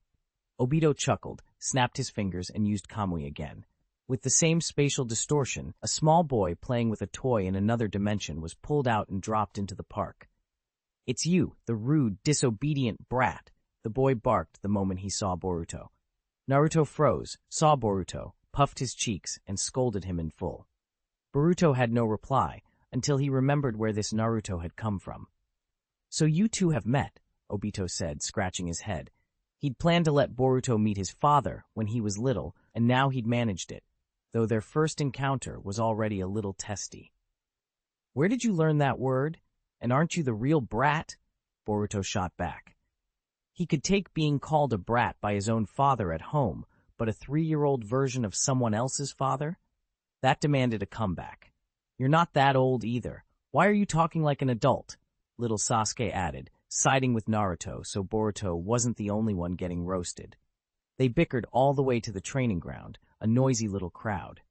Obito pulled several kunai from his tool pouch and began to explain. A kunai is one of a ninja's most common tools. It can be thrown as a projectile or used as a short blade. He demonstrated, and in his hands the kunai seemed to come alive, each throw nearly flawless. Naruto and little Sasuke watched with wide eyes. Then Obito led them to a small waterfall. Some ninjas use the waterfall's pressure to help their training, he explained. Since the spot was perfect, he took the chance to show off a bit. Fire release, blue flame. A brilliant blue flame shot out toward the waterfall, instantly vaporizing a large sheet of water. Naruto gasped, "Wow, this fire didn't go out in the water, and the color is beautiful."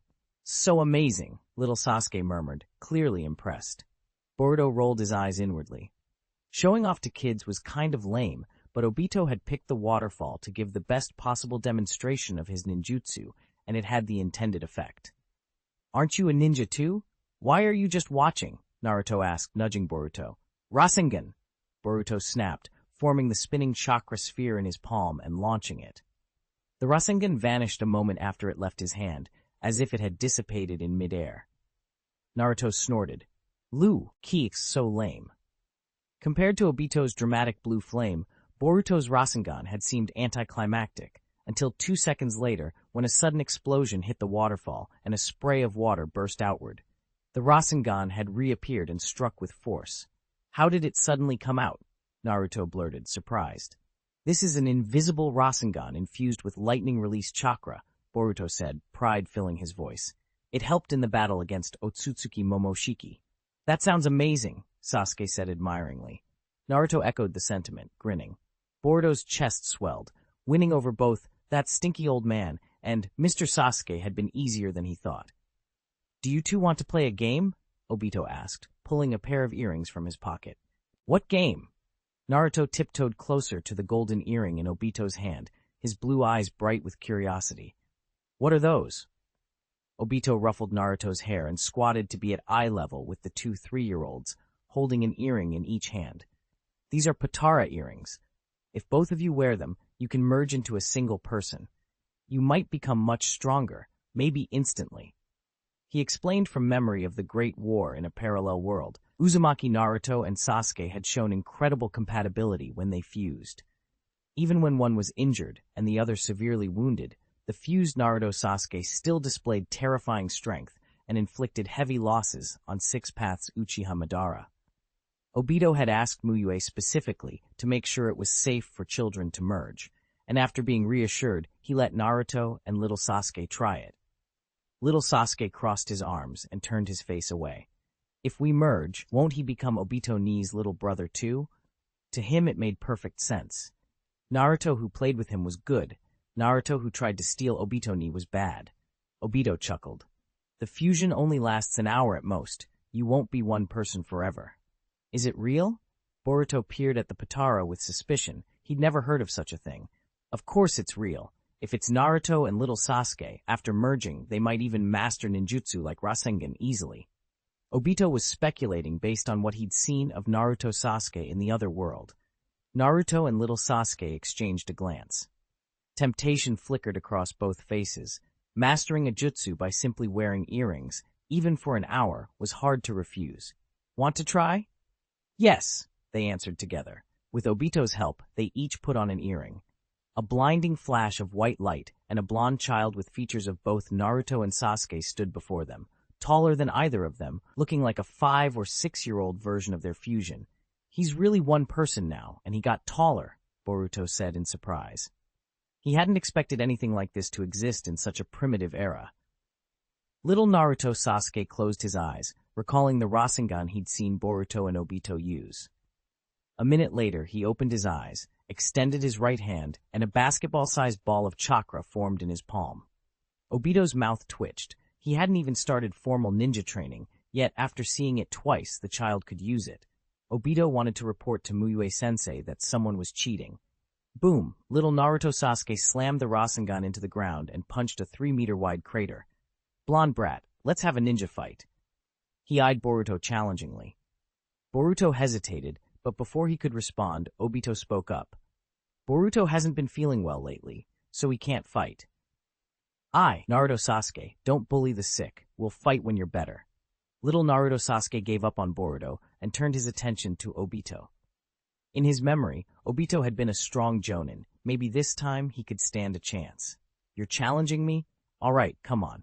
Obito was amused and agreed. Battle start! Boruto, acting as referee, shouted. Rasengan! Little Naruto Sasuke unleashed chakra and charged. His speed surprised Boruto. His chakra was powerful. Obito, however, stood still and didn't dodge. To avoid injuring him, Naruto Sasuke canceled the Rasengan last moment and switched to an elbow strike. But when his elbow connected, his expression changed to bewilderment.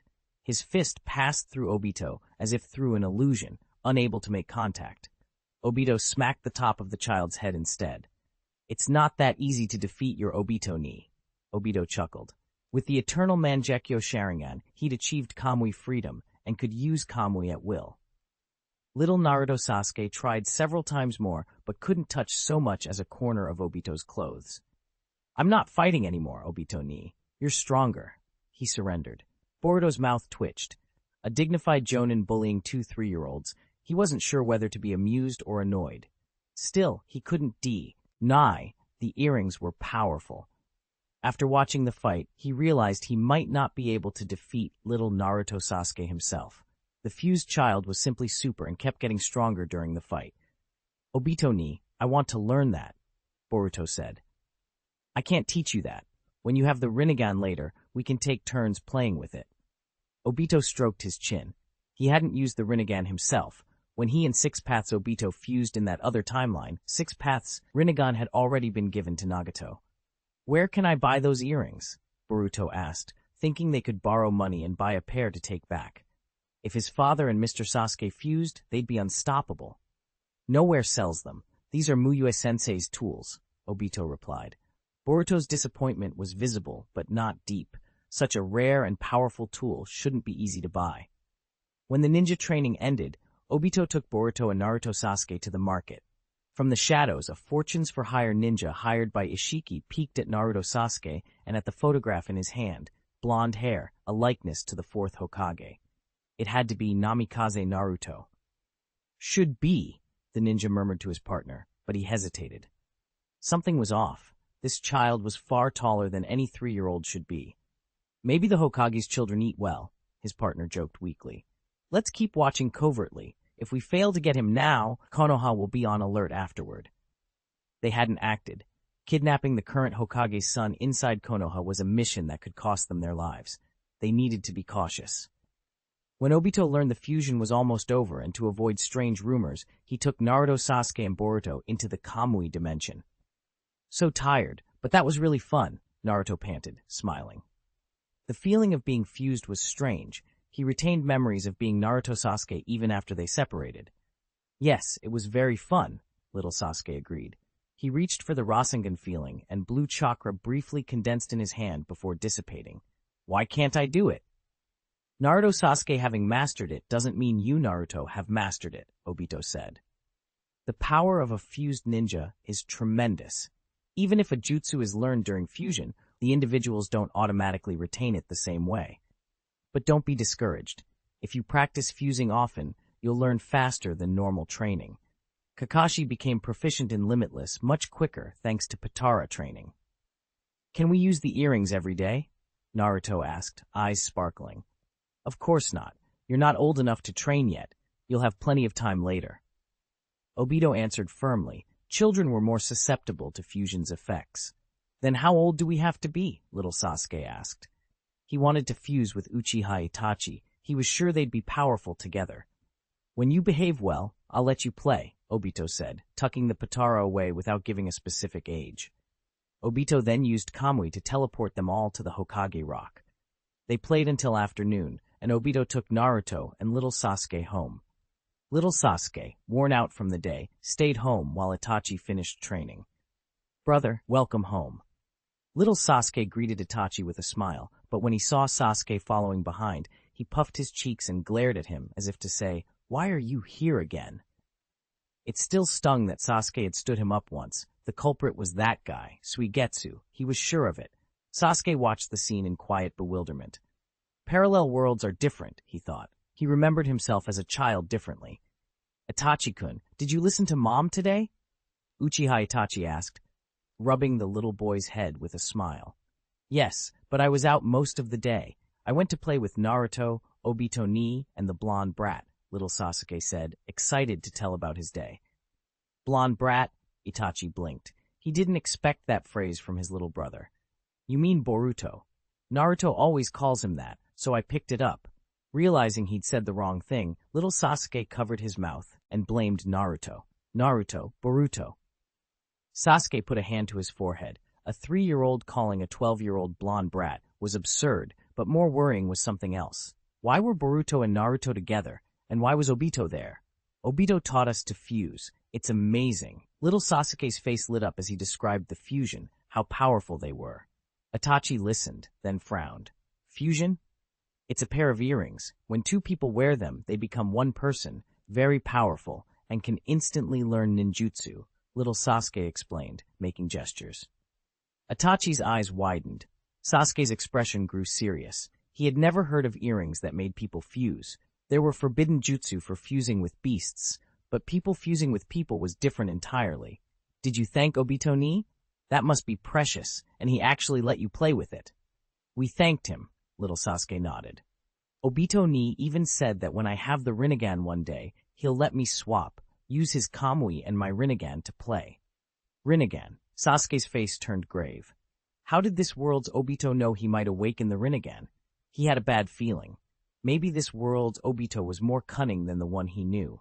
The other Obito had been hidden inside the Akatsuki. This one openly stayed in Konoha and was respected by Minato Namikaze and Hayate Mugetsu. If it was all a disguise, the level of deception would be terrifying. Sasuke suspected Black Zetsu's influence might have unfolded differently here. He resolved he had to test this Obito quickly. 815. Is Otsutsuki Kaguya made? Tell me exactly how you met Obito and what you did today. Back at the hotel, Sasuke grilled Boruto about Obito. He was worried Boruto might have been deceived by Obito's smooth ways.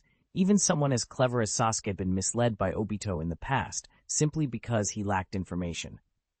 Mr. Sasuke, how did you know I was with Obito today? Boruto asked, surprised. He hadn't seen Sasuke, so had Sasuke been watching him the whole time? I have my methods. Didn't I tell you to be careful around Obito? Sasuke replied without telling Boruto about little Sasuke. But I don't think there's anything to be careful about with Obito, Boruto protested.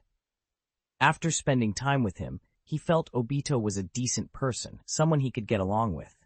From how Anko and the others treated him, Obito was clearly well-liked by his subordinates. When they were out in Konoha, Obito would almost always step in to help anyone in trouble. Boruto thought a ninja who was respected by his team and kind to others didn't sound dangerous at all.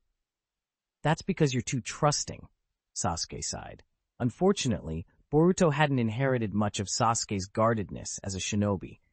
Mr. Sasuke, if you don't trust my judgment, I won't say anything, Boruto said, a little annoyed. He trusted Sasuke enough that even though Sasuke had been absent for several days, Boruto asked only once and didn't press him. Yet Sasuke didn't trust Boruto. Boruto understood Sasuke's concern for his safety, but after spending time with Obito, he trusted his own impressions more. In the end, Sasuke let it drop. He had no proof and was still speculating. Boruto, for his part, had already decided Obito was a good man. No amount of warning would convince him otherwise. He assumed the difference was just between Obito from this world and Obito from another. Early the next morning, Mugetsu woke to his internal clock, quickly washed, and started making breakfast. He thought of Otsutsuki Kaguya, who had been unusually well-behaved these last few days, and went upstairs to ask if she wanted breakfast. "If you spend 0.1% of a promise value, I'll make you breakfast," Mugetsu said. He charged her a fee to keep Kaguya from getting too full of herself. "No, eating ordinary food has no meaning for me," Kaguya replied decisively when she heard the price. For her, eating was meaningless. Consuming chakra was what mattered. "If I make it for you, can you give me 0.1% of a promise value?" she asked, her pale eyes bright with anticipation. Every little bit helped. If she could get 0.1% per meal, in 1,000 days it would add up. Mugetsu tilted his head. He suspected Kaguya couldn't cook at all and figured she was just after his promise value. "If I cook for you, you still have to pay me 0.1%. "I won't," Kaguya dismissed him without hesitation. "Uncle Mugetsu, I want to play with you," Naruto announced as he burst into Mugetsu's home shortly after breakfast. Mugetsu was in his study on the second floor, so Naruto, not finding him below, ran upstairs. Hearing a familiar chakra, Kaguya opened her bedroom door and saw the child approach. "Auntie with such long hair," Naruto blurted out. Kaguya's blue and white hair dragged on the ground. It was the first time he'd seen hair that long. It must be a nightmare to wash. "This is Hagoromo's child from this world," Kaguya observed at once. Though Naruto was only 3, Kaguya recognized people by chakra and read him easily. "Hello, pretty auntie with long hair," Naruto chirped cheerfully, not yet knowing who she was. Kaguya didn't answer, simply stared at him as if she had other things on her mind. Naruto tilted his head when she stayed silent. "Is this pretty auntie hard of hearing?" Just then the study door opened and Mugetsu came out, smiling as he approached Naruto. "Uncle Mugetsu, who is this pretty auntie with long hair? Is she hard of hearing?" Naruto asked, beaming. "I heard you," Kaguya said, before Mugetsu could reply. Naruto jumped behind Mugetsu, awkward. He'd expected Kaguya couldn't hear him. "Her name is Otsutsuki Kaguya. She's a distant relative, in a manner of speaking," Mugetsu explained, ruffling Naruto's hair. Apart from the Asura chakra within him, Naruto could be considered descended from the Sage of Six Paths. Calling Kaguya a distant relative wasn't wrong, just a little exaggerated. "Oh, hello, Auntie Kaguya. I'm sorry, I misunderstood earlier," Naruto said quickly. He was a good kid and wouldn't talk badly to someone's face. Kaguya remained expressionless, doll-like, and Naruto nervously toyed with his sleeve, worried his words had offended her. Only after Mugetsu stared at Kaguya for 10 seconds did she give a faint nod. Naruto immediately relaxed, smiling and reverting to his usual enthusiasm. Determined to make a good impression on this unfamiliar relative, Naruto tried to chat with Kaguya and get closer, but she remained largely silent. "Uncle Mugetsu, do you have time now? I want to go to the park with you and Auntie Kaguya," Naruto begged. Mugetsu considered, then nodded. Kaguya had lost her tailed beast and still bore his seal. Her power was at its lowest. Under his watchful eye, she couldn't do anything harmful. "I have something to do. Let Auntie Kaguya take you to play first. I'll come find you when I'm done," Mugetsu said. Kaguya looked at him, suspicion flickering across her face. "Handing Hagoromo's descendant over to me temporarily. Is this a trap?" She thought it strange that Mugetsu, who was wary of her, would leave him alone with Naruto. Mugetsu smiled and gave Naruto a warning. "She doesn't like anyone standing within 1 meter of her. Keep your distance." Kaguya's trap was obvious. Mugetsu's expression practically shouted he was testing her, but Naruto listened earnestly. "Okay, I understand." Kaguya wanted to refuse outright. She was the source of chakra in the shinobi world, the progenitor of the ninja. Mugetsu raised 3 fingers. 3%, he said. Kaguya swallowed her retort and nodded without expression. Once her plans were back on track, she would have her revenge. But for now, she accepted the terms. Before they left, Mugetsu had Kaguya use a transformation technique to disguise herself, hiding her conspicuous long hair and unusual eyes. With that done, they headed to the park. Naruto conscientiously kept 1.5 to 2 meters away from Kaguya to avoid annoying her. Kaguya didn't care. She was sure Mugetsu was watching them, so she had no intention of harming Naruto. Indeed, that's not Namikaze Naruto from the other world. This is the real Namikaze Naruto, one of the mercenaries watching from a distance, murmured through binoculars. Maybe he's an illegitimate child or something, the more ordinary-looking mercenary guessed. Let's not speculate. Do we strike now? The first mercenary asked his partner. Of course, the other replied without hesitation. He believed the more elaborate the plan, the more ways it could go wrong. Their mission allowed little room for error. A quick strike would be safest. Look, Naruto only has an ordinary maid with him. This is a rare opportunity. They had mistaken Kaguya for a maid. Because she walked behind Naruto and kept her distance, they didn't look related at all. Kaguya's gait, lack of a ninja headband, and general nonchalant appearance made them assume she was a servant. So the two mercenaries tailed them until they reached a sparsely populated stretch of the park, then launched their attack. The nondescript mercenary lunged at Naruto while his partner charged at Kaguya, one hand tight on a poisoned kunai. Are you scared senseless? Then die! The attacker hissed, plunging the kunai toward Kaguya's chest. Kaguya swung her arm, and like that 2 streams of chakra shot out and sent both mercenaries sprawling.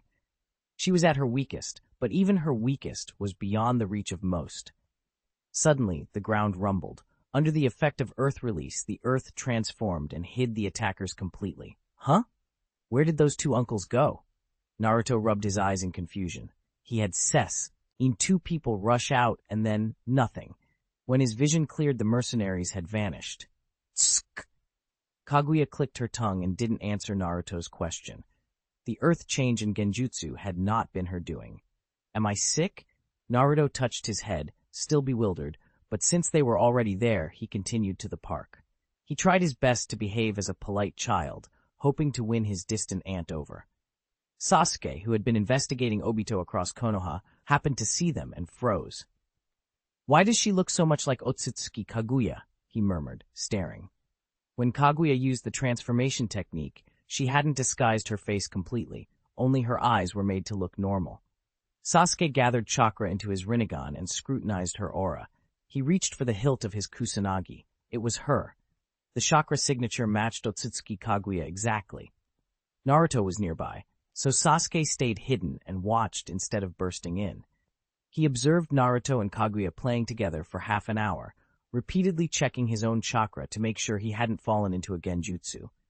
He remained convinced he wasn't under any illusion.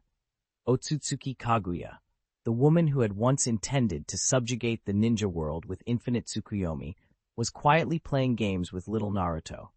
What had Mugetsu done to make Kaguya so obedient? What was he trying to accomplish? Sasuke was full of questions.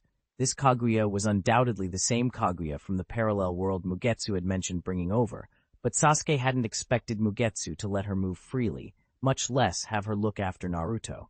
Maybe Mugetsu planned to soften her by exposing her to family interactions. According to the Sage of 6 Paths, he and Naruto could at best be considered distant kin to Kaguya. Perhaps Mugetsu hoped that, through familial contact, Kaguya would change.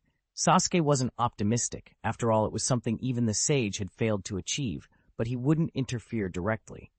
At most, he would remind Mugetsu about safety. Mugetsu was the leader of the ninja world. He didn't need Sasuke's advice. Sasuke stayed until Mugetsu appeared in the park, then left quietly.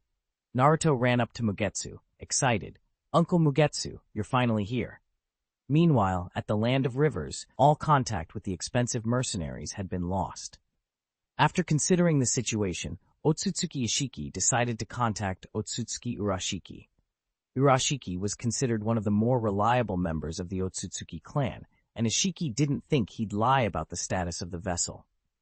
More importantly, Ishiki couldn't believe Mugetsu could oppose the combined power of 2 Otsutsuki. This was a battle he was confident they could win. No text for this chapter. Let's proceed to the next chapter. 8 and 17, Fierce Battle.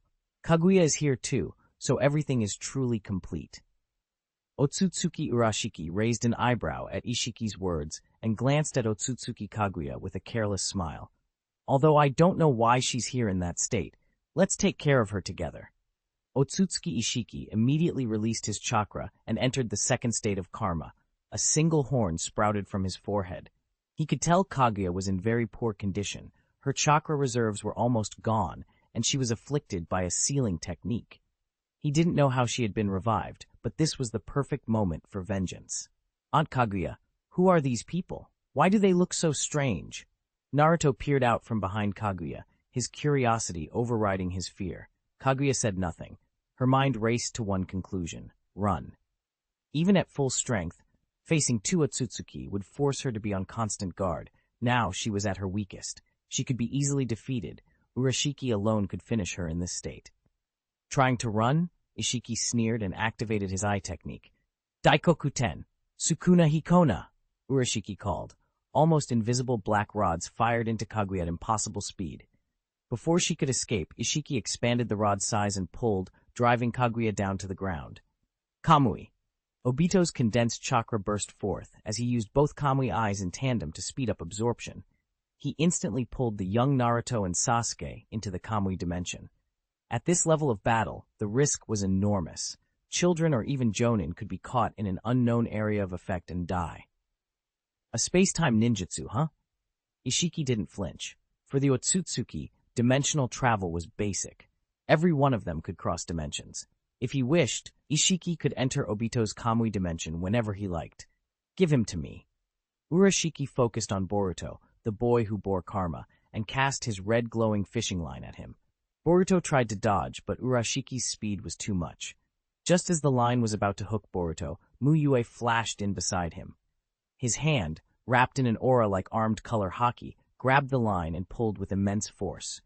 A heavy black punch smashed into Urashiki, sending him flying and gouging a crater in the ground. Grandpa Mu Yue? Boruto hurried behind Mu Yue to thank him.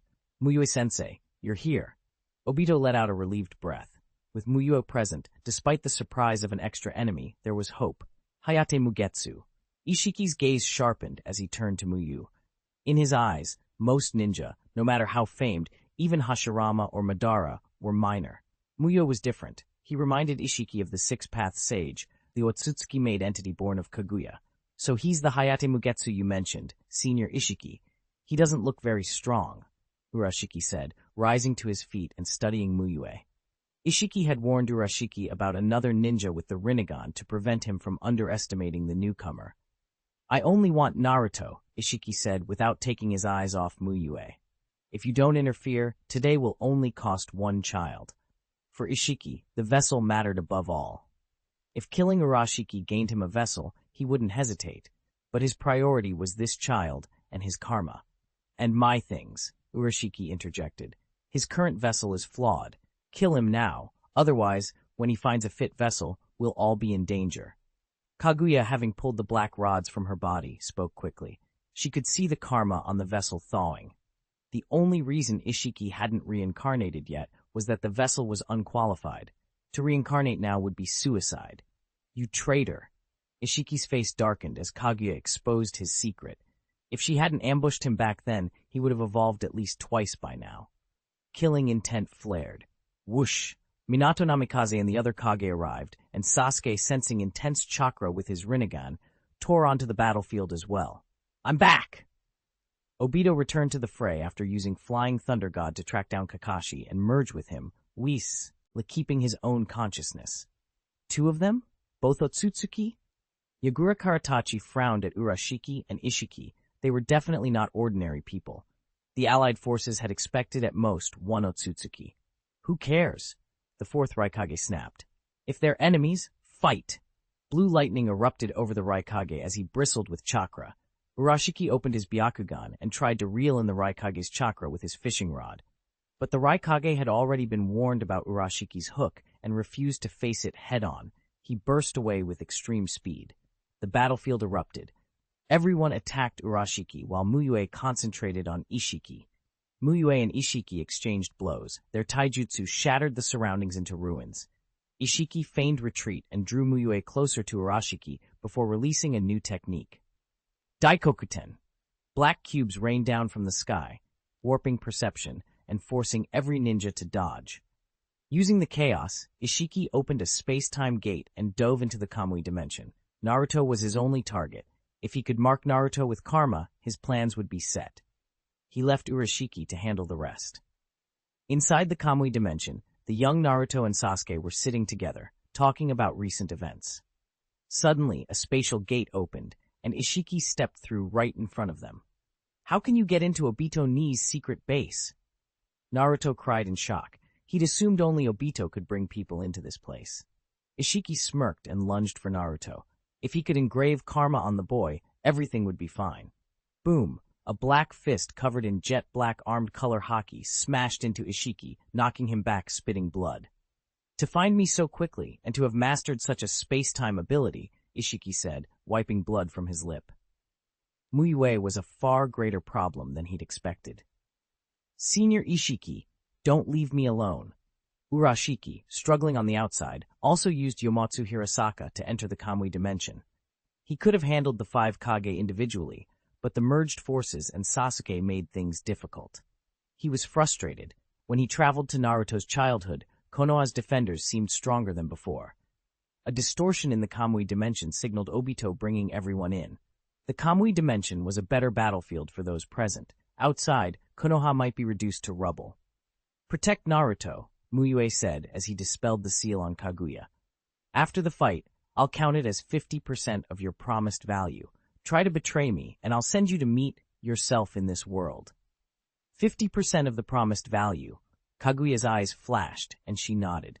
Even without the bribe, she wouldn't make trouble now. Ishiki and Urashiki would kill her for sure. Mu Yue, by contrast, might become an ally if she stayed calm. So she would use only enough chakra to protect herself and ambush Ishiki, nothing more. Such a waste of ability. If it were Momoshiki, it wouldn't be like this, Ishiki muttered, watching the rumpled Urashiki. "I think you're thinking something rude," Urashiki sensed. Ishiki ignored him and replanned. "You hold back Hayate Mugetsu. The others are my responsibility." Urashiki grinned. His time regression was a divine defense. Holding Mu Yue shouldn't be a problem. He opened a spatial gate behind Mu Yue and cast his fishhook, but Mu Yue had already activated Limitless. The red light at the corner of Urashiki's eye stopped 2 centimeters short of Mu Yue, unable to get closer. "Oh?" Urashiki switched from Rinnegan back to Byakugan to see what was happening. It wasn't an invisible shield. Space itself around Mu Yue had shifted. Sun-breathing chakra mode. Mu Yue had pushed sun-breathing to its extreme. He entered breathing technique chakra mode and tapped into the tailed beast chakra within him, evolving into breathing technique 6 paths sage mode. His aura exploded, his strength soared. With a simple tug, he yanked Urashiki towards him. Before Urashiki could react, dozens of black rods pierced and pinned him to the ground, spraying blood in the air. Eyes just like Senior Ishiki's. Urashiki stared at Mu Yue's golden right eye in disbelief. This low-level being, Hayate Mugetsu, actually possessed an eye technique like Ishiki's. Ishiki, who was busy cutting through the Kage like a blade through melons, also looked surprised. He'd noticed new items in Daikokuten. Whoever had those strange black eye abilities had arrived earlier than Mu Yue, but Ishiki hadn't known who. This was terrible news. He knew how powerful his own power was. "My strength is still too weak. I can only rely on Mu Yue," Minato panted. Even as one of the 5 Kage, at this scale they were limited. No wonder he could capture Kaguya alive. "This guy's a monster," Sasuke said, astonished that Mu Yue had wounded Urashiki with just a couple of moves. Urashiki, his body riddled with wounds, switched his eyes back to Rinnegan and activated time regression. While it couldn't heal the injuries, it could free him from Mu Yue's hold and stop further attacks. Mu Yue recognized the technique and didn't flinch. Time regression couldn't erase the vast gap between them. Seeing Mu Yue charge, Urashiki switched to Byakugan to track the shrunken black rods. But less than 10 seconds later, he spat blood and was sent flying. Even without using his black eye technique, Mu Yue's strength was beyond what Urashiki could match. 818, a must-win space cut. Damn it, how could this happen to a mere native? Otsutsuki Urashiki spat blood, his usual smugness gone. Without the Byakugan, he couldn't clearly see the shrunken black rods, and without the time regression of his blue Rinnegan, he couldn't stop Mu Yue's strikes. His face twisted with panic. Ishiki-senpai, save me now! Urashiki still had one option: consume the chakra in the red light fishing basket and his own Rinnegan. That would restore him and push him into a stronger state, but devouring chakra leaves no invincibility frames. If he tried it without someone covering for him, Mu Yue would finish him. Ishiki was speechless at the absurdity of it, but they were in the same boat now. He had to help. Yomotsu Hirasaka! All killing ash bones! Kaguya seized the moment, opening a portal to Ishiki's side and forming bone spikes in her palms. Mu Yue's meticulous attacks had left her low on chakra, so she conserved it and struck only at critical moments. If she could delay Ishiki now, the enemy might lose a member. Ishiki had no choice but to stop and deal with her. Despite her weakened state, she still posed a higher threat to him than most, second only to Mu Yue. Yomotsu Hirasaka! Urashiki switched his Rinnegan to the red and tried to open a portal to escape. If he fled, Ishiki would likely be ganged up on, but if he stayed, he would die. Pfft! A wave of black rods pierced Urashiki's body, slowing him. Sage Art, Spiraling Sphere, Azure Flame. Mu Yue flickered into place around Urashiki and struck with the blue-gold fireball cradled in his palm. The ball, about the size of a soccer ball, hit Urashiki. The compressed flames burst outward and immediately engulfed him. The heat sank into him like poison, warping his face into a mask of agony. His charred body looked like something dragged up from hell. Amid the roar of the consuming blaze, Urashiki went completely black and collapsed, no sign of life left. Ishiki sensed danger and frantically used Daikokuten and Sukuna Hikona, unleashing rings of black rods and cubes around himself. A black rod pierced Kaguya, and she slipped through a spatial gate back to Naruto's side. Sasuke used Ameno Tejikara to evade. Obito activated Flying Thunder God technique to put distance between them. The others had already gone into spectator mode and were out of Ishiki's immediate reach. Ishiki condensed chakra and opened a space-time gate to escape. If he couldn't defeat Mu Yue, he intended at least to live longer than him. Even the strongest eventually became dirt. Space-time severance. Just as part of Ishiki's body entered the gate, another Mu Yue appeared inside the Kamui dimension. He extended a hand and flicked his fingers. A blinding purple line sliced through the gate. Where the light passed, space itself tore like brittle paper, leaving a yawning dark rift. The spatial gate and Ishiki's body were severed in an instant. The Mu Yue clone shattered into smoke. Ishiki's upper half, eyes wide and frozen in shock, tumbled away lifeless. Even Ishiki's teammates were stunned. This powerful enemy they had all ganged up on had been cut down so casually. The gaps widened again, the fourth Raikage muttered, conflicted. He had discovered long ago that Aizen, the opponent he had faced during the Third Shinobi World War, had been Mu Yue in disguise. That evenly matched adversary now casually killed one of the Otsutsuki. How could the Raikage not feel a bitter ache? That move, he still had that hidden? Kaguya's scalp went cold looking at Ishiki's ruined body. If she had betrayed them or fled earlier, that purple slash might have been aimed at her. She didn't understand the technique's principle. Ishiki had been some distance from the Mu Yue clone that released the attack. Why had he been cut in two? She was overthinking it. Mu Yue's space-time severance had been targeted at Urashiki and Ishiki. Kaguya he planned to handle differently. Earlier, when Metgai's life mission had been settled, Mu Yue had synthesized a random S+ draw scroll. Space-time severance was the reward he'd drawn. It's a space-time ninjutsu capable of releasing a slash that severs space, one that ordinary defenses cannot withstand. For anyone, it was powerful, but for Mu Yue, it hadn't been a game-changer. Sukuna Hikona's shrinking could neutralize it, and the slash's travel speed wasn't exceptionally fast. Thoughtless Blade at full strength could also distort space. That's why Mu Yue rarely used space-time severance. He typically had better solutions. Still, Mu Yue kept refining it. He already had several space-time abilities, Flying Thunder God, Limitless, Daikokuten, and he learned to combine them. By using Limitless to compress and shorten spatial distance, then releasing space-time severance, he could unleash an effectively unavoidable spatial slash. By the time the slash was released, it had already struck.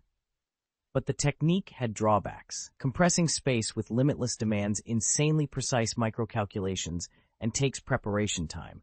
Moreover, because limitless cannot block a true space-time severance, the caster can be hit by the slash as well. It's a weapon that can kill 1,000 enemies at the cost of inflicting wounds on the user. So instead of unleashing its full force on Urashiki, Mu Yue first tested Ishiki's strength and then methodically dealt with Urashiki. He'd waited for the clone to finish charging the unavoidable strike so he could handle both Otsutsuki at once. "Grandpa Mu Yue is amazing," Boruto said, honestly impressed. Obito flashed a mischievous grin. "Of course, but I'm pretty amazing too." Sasuke examined the merged form of Kakashi and Obito. He'd learned about the fusion earrings when he was younger. From the hair color and appearance, it was a Kakashi-Obito fusion.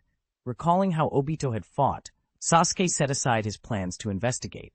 With two Otsutsuki invading, this should have been the moment for mischief. Yet Obito had been fighting alongside them. That didn't look like the actions of a hidden mastermind. "Everyone, fall back a bit. The fight isn't over," Mu Yue said, breaking the tentative calm. Ishiki was dead, but this wouldn't last. The karma on Jigen had fully unfrozen. Ishiki's death would immediately trigger reincarnation onto Jigen's body. At Mu Yue's words, everyone obeyed. Jigen's corpse burst with white light. A pale-skinned figure with a long, curved horn appeared where the light faded. "Hayate Mugetsu, you've made a choice you'll absolutely regret," Ishiki said, his voice deep. Even with a vessel whose karma had fully unfrozen, an Otsutsuki cannot fully unleash their true power, but Ishiki's strength after reviving was still greater than before. He admitted Mu Yue was strong, but he didn't expect Mu Yue to be stronger than him post-reincarnation. He hadn't reincarnated first to crush Mu Yue and imprint Naruto with karma, because the intelligence that pointed to Naruto as a potential vessel had come from Urashiki and could have been false. If he'd realized Mu Yue was this formidable, Ishiki never would have come. He'd thought he and Urashiki could finish Mu Yue together. Being forced into reincarnation was not part of the plan. After revival, he only had 2 days. If Urashiki's information was wrong and no other vessel could be found, his new body would collapse on its own. "Is that so?" Mu Yue replied faintly, smiling. "I, however, think I just made an insignificant choice." Through appraisal technique and probing, Mu Yue had fully understood Ishiki's abilities and planned the best way to deal with him. Sukuna Hikona rendered ninjutsu ineffective. Neither six-path sage art nor bloodline limits could resist it. The answer was hand-to-hand combat. 8 gates, Gate of Death, open. Chapter 819, Death Gate. Gate of Death, open. When Mu Yue threw wide the 8 gates, a tide of chaotic chakra burst from him. His aura spiked, and golden-red steam rose from his skin. Obito's face tightened instantly. Familiar with the 8 gates, he recognized the state at once. Mu Yue had opened the Gate of Death. Memories of Metkai's tragic outcome flashed across his mind, and his brow darkened. Shisui's divine imperial throne had only just been used and had not yet recovered. Bringing Shisui now would be pointless. Kakashi, sensing Obito's anxiety, spoke calmly. "We had the advantage. If Mu Yue opened the Gate of Death, it's a deliberate measure. He won't throw his life away the way Guy did." If Mu Yue had used the Gate of Death from desperation, Kakashi would have worried. But Mu Yue was not reckless. In a favorable situation, the Gate of Death was a tool, not a suicide. Obito let out a breath and steadied himself. For Mu Yue the immortal, trust first, then trust again. Otsutsuki Kaguya, watching Mu Yue blaze with power, pulled Naruto and the young Sasuke back a little farther. She could feel Ishiki's presence faltering. "What terrifying chakra," she murmured. "If he were an enemy, I'd be paralyzed just looking at him." Kitsuchi swallowed. "Boruto, stay with Naruto and the others." Sasuke directed Boruto to Kaguya's side. Kaguya was, for now, their ally, and he needed one less thing to worry about. Boruto jogged over to Naruto. "Chakra that burns life force. How useful can uncontrolled chakra be?" Ishiki sneered. In his right eye, a golden light flickered. "Sukuna Hikona." Countless shrunken black rods shot at Mu Yue like a rain of needles.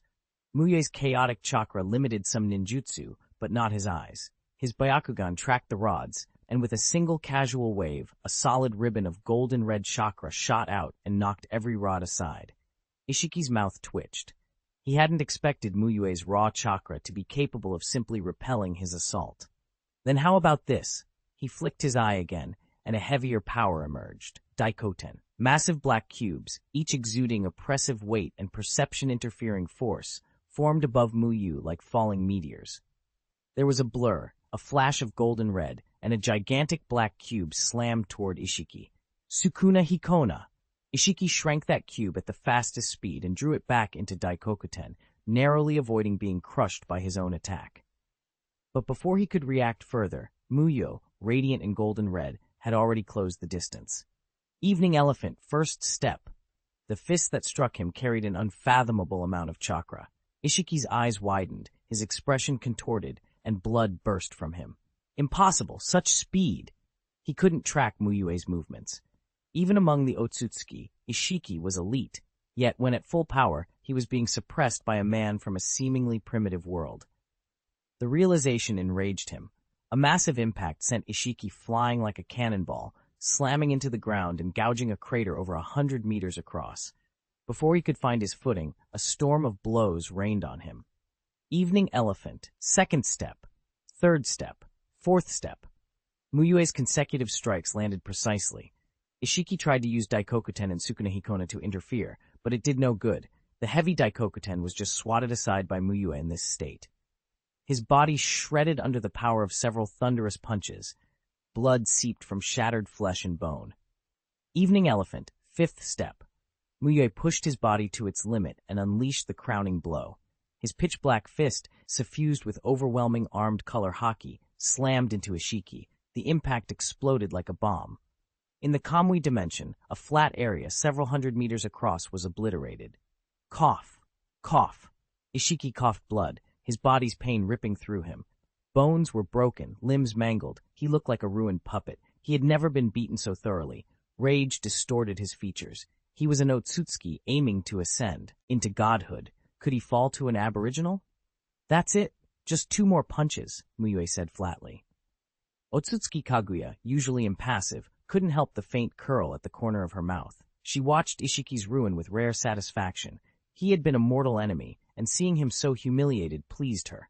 She kept her Byakugan trained on him, ready to unleash all-killing ashbones if he somehow survived. Ishiki's survival instinct flared. I cannot die like this, he thought, and with sheer willpower, he lashed out. Black rods and colossal cubes rained down from the sky in a violent barrage. Sukuna Hikona. Using the cover, Ishiki shrank himself. His plan was simple, shrink and escape, same as before.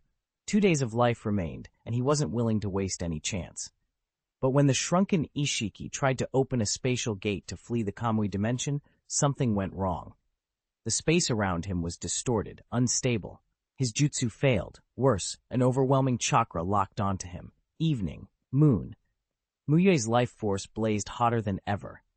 His golden red aura flared so fiercely he became a glowing sun in the dim Kamui sky. The surge of chakra pushed his physical strength up even further. Even his body, fortified by years of the breathing technique and nearly Otsutsuki level, showed fine cracks under the strain. Mu Yue straightened his index and middle fingers and brought them together. Under the flood of golden red chakra, they seemed to become a blood-slick short sword. His Byakugan focused on the shrunken Ishiki, and his chakra erupted into a single, charging red beam. The earth buckled beneath Mu Yue's step, cracks spider-webbed outward. The air itself seemed to harden as time slowed under his speed. Golden horizon, he swung his sword fingers. The oceanic expanse of his chakra formed a vast golden red dragon that swallowed the incoming rods and cubes. A brilliant red slash cut through the air and cleaved toward Ishiki. No, how could this be? All composure left Ishiki, only fury and denial remained. A traitor like Kaguya survived, yet he, an Otsutsuki elite, was dying at the hands of an aboriginal? He poured everything he had into stopping the red slash, but he was too battered. He couldn't hope to withstand Mu Yue's ultimate life-burning attack. Like a mantis trying to stop a chariot, Ishiki's arm shattered like glass when the red light struck. Before he could speak a final word, his body was erased by the slash, vanishing into the Kamui dimension. The red blade still struck the ground with undiminished force, leaving a long, deep fissure. Mu Yue exhaled, closed the 8 gates, and ended his sun breathing. To ordinary people, opening the gate of death is a death sentence, life force consumed until the body gives out. For Mu Yue, it had been an explosive technique, brutal, costly, but not fatal. Finally dead, Kaguya breathed, and she released the all-killing ash bones she had been condensing. Relief softened her tone. Collaborating with Mu Yue didn't seem so bad after all. He had taken those tailed beasts, yes, but he had also protected her. The thought made her consider briefly whether betraying him would even be worth it. Mu Yue-sensei, are you all right? Obito and the others hurried over. I'm fine, just a little more exhausted than usual, Mu Yue said with a tired smile. He tapped a finger against Kaguya's abdomen. She felt her chakra control falter for a moment. Mu Yue hadn't needed his contingency plan against her, but he wouldn't let his guard down. Kaguya wasn't a ninja of the ninja world. She was Otsutsuki. My Kamui dimension's practically a ruin, Obito complained, looking around. Even though Ishiki had been utterly defeated, his toughness had left massive damage. Craters and shattered rock pocked the landscape. It's better than Konoha being a ruin, Kakashi said wryly. If the fight had raged in Konoha, many citizens would be rebuilding their homes right now. Minato offered with a faint smile. I can send people to help clean up. Obito had certainly earned that. The fourth Raikai, watching, thought of the bigger picture. 2 Otsutsuki together are terrifying. We need to develop our technology faster. They were lucky to have Mu Yue now, but they couldn't rely on having another Mu Yue in the future. Boruto stared at the black diamond mark on his palm, unease on his face. Will Momoshiki revive in me like this someday? He asked. If there's really no solution. Boruto trailed off, dejected. He couldn't imagine letting Momoshiki use his body as a vessel. Naruto teased lightly when he saw Boruto's gloom. Hey, Blondie, why so miserable? Scared? Boruto pointed at Naruto's trembling legs. You should stop pretending you're not. If you were, you wouldn't be shaking. I'm just cold, that's why I'm moving, Naruto protested, stubborn as ever. Sasuke watched without speaking. He never made promises he couldn't keep. After surveying their spoils, Mu Yue opened a spatial gate with Yomotsu Hirasaka to Konoha. Aside from Ishiki, who had been erased by Golden Horizon, they recovered several things. Otsutsuki Urashiki's body, his fishing rod and basket, and the half-preserved body of Jigen. Everyone passed through the gate and returned to Konoha. They dispersed to their various tasks, the injured to heal, the workers to their duties, and the idle to whatever they pleased. Don't overthink it. Right now, you're yourself. Just live happily, Mu Yue told Boruto before leaving. Then he went to the laboratory and handed Jigen's body over to Orochimaru. Although Otsutsuki Urashiki and Otsutsuki Ishiki had come to Konoha with ill intent, their actions had an unexpected benefit. Their overwhelming power convinced the leaders of the ninja world that Mu Yue's approach must be taken seriously. Before this, many high-ranking officials accepted Mu Yue's judgment only out of personal trust. Now, with the facts laid bare, how even the 5 Kage had been helpless against Ishiki before his revival, and how Urashiki could slaughter elite shinobi with his space-time jutsu, no one dared to dismiss the Otsutsuki threat. Without Mu Yue's intervention, Urashiki alone might have crippled the 5 great shinobi villages through hit-and-run assaults. Instead, the menace they presented accelerated unity under the Ninja World Alliance and strengthened support for Mu Yue's plan. Half of Jigen's body, left behind by Ishiki, also proved invaluable for karma research. Compared with Boruto, who had only recently acquired karma, Jigen's body, parasitized by Ishiki for over 1,000 years, offered far more complete data. In just over 10 days, researchers drew 2 major conclusions. First, once karma begins to thaw, the process is irreversible. It can only progress, not regress. Even if karma vanished, the thawed data would remain in the vessel's body. Second, karma's thawing might be delayed by suppressing the body, though this remained only a hypothesis. With the short time frame, Mu Yue and Orochimaru hadn't yet developed any definitive drugs or measured the delay's effectiveness. Still, it was hopeful news for Boruto, not a cure, but at least a starting point and something to treat, rather than utter helplessness. Mu Yue also investigated karma himself. He couldn't fully explain its space-time travel properties, but he discovered that karma could be manually recharged. Conveniently, he helped fully restore its energy. It turned out the time-space travel depended primarily on an internal core. Mu Yue couldn't fully understand. Chakra played only a secondary role. After Mu Yue explained this, Sasuke and Boruto talked and decided to use karma to travel back briefly and check on their own world. If all was well, they'd return to Mu Yue's world. Mu Yue's world, with Urashiki and Jigen available for study, had a better chance of treating Boruto's karma, so it made sense to bring advanced chakra technology there later. Mu Yue understood their worries. Sasuke and Boruto had been in that other world for almost a month. It wasn't merely an overseas trip, but a trip between worlds. He didn't stop them. He even offered the research data on karma and a portion of Jigen's tissue in exchange for bringing their world's more advanced chakra technologies to his world in the future. He planned to have Celebi record the other world's coordinates so he could visit and study their technology when time allowed. As the opening of the Ninja University approached, Mu Yue invited Sasuke and Boruto to attend the ceremony with him, and then travel back afterward. On the day of the opening, a vast crowd of shinobi poured into Six Path City for the rare occasion. Since the establishment of the Ninja World Alliance, education had become a priority. The Ninja University was an unprecedented institution of higher learning for shinobi and had received substantial Alliance support. Though the concept was new, the Alliance's promotion had already made the university familiar throughout the ninja world. Everyone knew there was now a university exclusively for shinobi, one that would cultivate elite ninja rather than simply train young recruits. At the Ninja University, ordinary civilians with enough aptitude could learn ninjutsu and secret techniques once restricted to the great villages. The school also welcomed research talent.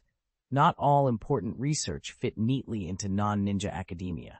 Among the attendees were the first cohort of students admitted from across the ninja world and many famous shinobi. All the village leaders, including the 5 Kage, attended. Next, please welcome our esteemed Ninja University principal, Mu, Suki leader, to the stage. Give a warm round of applause, the host announced, his voice magnetic. Thunderous applause filled the venue. To the ninja world, Mu Yue was no longer merely a powerful shinobi. He was an unprecedented leader, and many revered him. He had the power to dominate, yet he chose unity over domination. He had helped the ninja world develop rapidly under the Alliance. How could he not be admired? Sasuke scanned the crowd and felt reverence. Even when Naruto had ended the Fourth Great Ninja War, he hadn't enjoyed Mu Yue's level of stature. Present were strangers and once fearsome figures, the 3rd Raikage, the 3rd Tsuchikage, all displaying respect. Mu Yue walked onto the stage and greeted the crowd with a calm smile. Hello everyone, I am the first principal of the Ninja University, Hayate Mugetsu. Mutsuki leader, Lord Mu Yue sensei, the crowd called out. Mu Yue gestured for silence and began without a lecture about studying hard. Instead, he recounted history, the origins of the ninja school, and the bitter years of the Warring States period when even children were sent to the battlefield. While some glorified that era and its heroes, Senju Hashirama among them, Mu Yue emphasized the tragedy and bloodshed. He spoke of the relief that came after the ninja school was established. Though wars persisted, the absurdity of 5-year-olds fighting no longer occurred. More than 30 years ago, starting in Konoha, villages established ninja schools, he said. Children of the right age could take exams to enroll. The goal wasn't just to build talent for development. I also wanted that, if internal wars broke out in the future, minors would no longer be drawn into battle. He did not pretend the world had achieved perfect peace. The world he lived in still had risks, but he wanted a future where 8- or 9-year-olds and 11- or 12-year-olds were not the ones clutching kunai on the front lines. Children are the flowers of the ninja world, the future. The battlefield should not be their place. Sasuke felt a pang of awkwardness. In his world, Konoha's ninja school began at 6. If war erupted, teenagers going to battle was normal. If it got worse, they'd use early graduation and send 8- or 9-year-olds out. If Sasuke had been a conservative shinobi, he might have accepted that as the status quo. But he knew the darkness of the village system better than most. his family had been crushed by it. If minors weren't dragged into war, his brother might have had a chance to mature differently. Maybe Itachi's path would have diverged. Sasuke had long harbored revolutionary thoughts, but had abandoned them after his fight with Naruto. Seeing this peaceful, thriving world rekindled that fire. He wanted change, but he also knew change couldn't be forced from a single village. Mu Yue, though. Mu Yue might answer his questions. If Sasuke learned what he could, perhaps the day for change in his world would come. Mu Yue closed his speech with a hope. May this world be better tomorrow. The crowd echoed the blessing with enthusiasm. The new students below the stage, eager to begin, were already ready to throw themselves into learning, not merely for themselves, but to help make the world better like Mu Yue had. After Mu Yue, the 5 Kage gave short, practical speeches. When the ceremony ended, the crowd dispersed. Some toured the university, others left. Sasuke and Boruto did not hide their departure. Uchiha Itachi and others came to see them off. Blondie, where's your home? Naruto asked Boruto, smirking. I'm not trying to come visit, I just worry you'll badmouth me elsewhere. Boruto's face went blank with typical anime black stress lines. It's a very, very distant place, he said coolly. Promise me one thing. When you grow up and work, make time for family. Don't forget them, or I won't just badmouth you, I'll do it every day. You annoying blonde brat, why are you so mean? You want to badmouth me every day? Naruto protested. So just promise me. Boruto ignored the distray, and turned to Mu Yue. Mutsuki leader, thank you for everything these past few days. The next time I come, I'd like to ask you some questions. You can come find me when I'm free, Mu Yue replied with a smile. Sasuke, the next time we meet, Suigetsu, I want to hear your story, Mu Yue said, addressing others in the group. Itachi stepped forward and regarded Sasuke seriously as the exchange finished. Sasuke crouched to be at eye level with Itachi and tapped his head lightly. Next time, for sure, he said with a faint smile, then rose and prepared to take Boruto to an uninhabited spot. Crossing worlds publicly was unwise. Keep it up, you can definitely defeat Karma. Obito cheered Boruto on. Big brother Obito, you can definitely become Hokage too, Boruto replied. Grandpa Mu Yue, big brother Obito, smelly dad everyone. Goodbye, Boruto added in a rush, waving. He had acquired a surprising amount of happiness in less than a month in the parallel world, people who cared for him like a second family. He worried he might never return, so he waved farewell with genuine reluctance. Goodbye, little Sasuke said with a grin as he watched Suigetsu leave. Naruto looked around, puzzled for a moment when he realized Boruto's real dad wasn't here. Mu Yue and his retinue departed afterward. That afternoon, classes at the Ninja University officially began. When the bell rang, students in the lecture hall stood or sat expectantly until the golden figure of Mu Yue entered. Lord Mu Yue, Teacher Mu Yue, the assembled shinobi greeted him enthusiastically. Mu Yue would teach twice a week, one afternoon for shinobi sect thought and one for chakra fundamentals. Word had spread, so many students and even teachers without class came to listen. Because of the crowd, Mu Yue simply smiled and nodded in acknowledgement as he set his lesson plan on the table and surveyed the room. Many familiar faces were present. It's so good to have Teacher Mu Yue's class again, Anko said excitedly. Anko, don't mess around this time, Kotetsu Hagane warned. We don't want to embarrass ourselves in front of the whole ninja world. Teacher Mu Yue is so handsome when he lectures, someone teased. Rin, when you teach, I'll help record it. Obito, who had snuck in to listen, even though he was not a student or teacher, exclaimed in delight. Rin Nohara, now a medical department teacher, agreed with a gentle smile. Metkai, thinking of Rock Lee and the others, remarked that graduating too early isn't necessarily a good thing. Kakashi, who had entered and graduated a long time ago with little schooling, nodded towards Shisui and said it was good to complete studies when possible. Shisui, who had also graduated quickly in his time, simply looked happy to be Mu Yue's student. After the usual introductions, Mu Yue addressed the class with a question. Does anyone know who founded the Shinobi sect? Six-Path Sage, Anko shouted, jumping up. Very good. Then do you know why the Six-Path Sage created the Shinobi sect? Mu Yue asked. For peace, Nagato answered solemnly. That's right, Mu Yue said, turning to write the word peace on the blackboard. The Six-Path Sage created the Shinobi sect not for wealth or fame, but for world peace. He hoped chakra could bind people together and create a world without war. Mu Yue spoke about the ancient Shinobi sect's origins, praising the Six-Path Sage, yet pointing out the limitations of his era.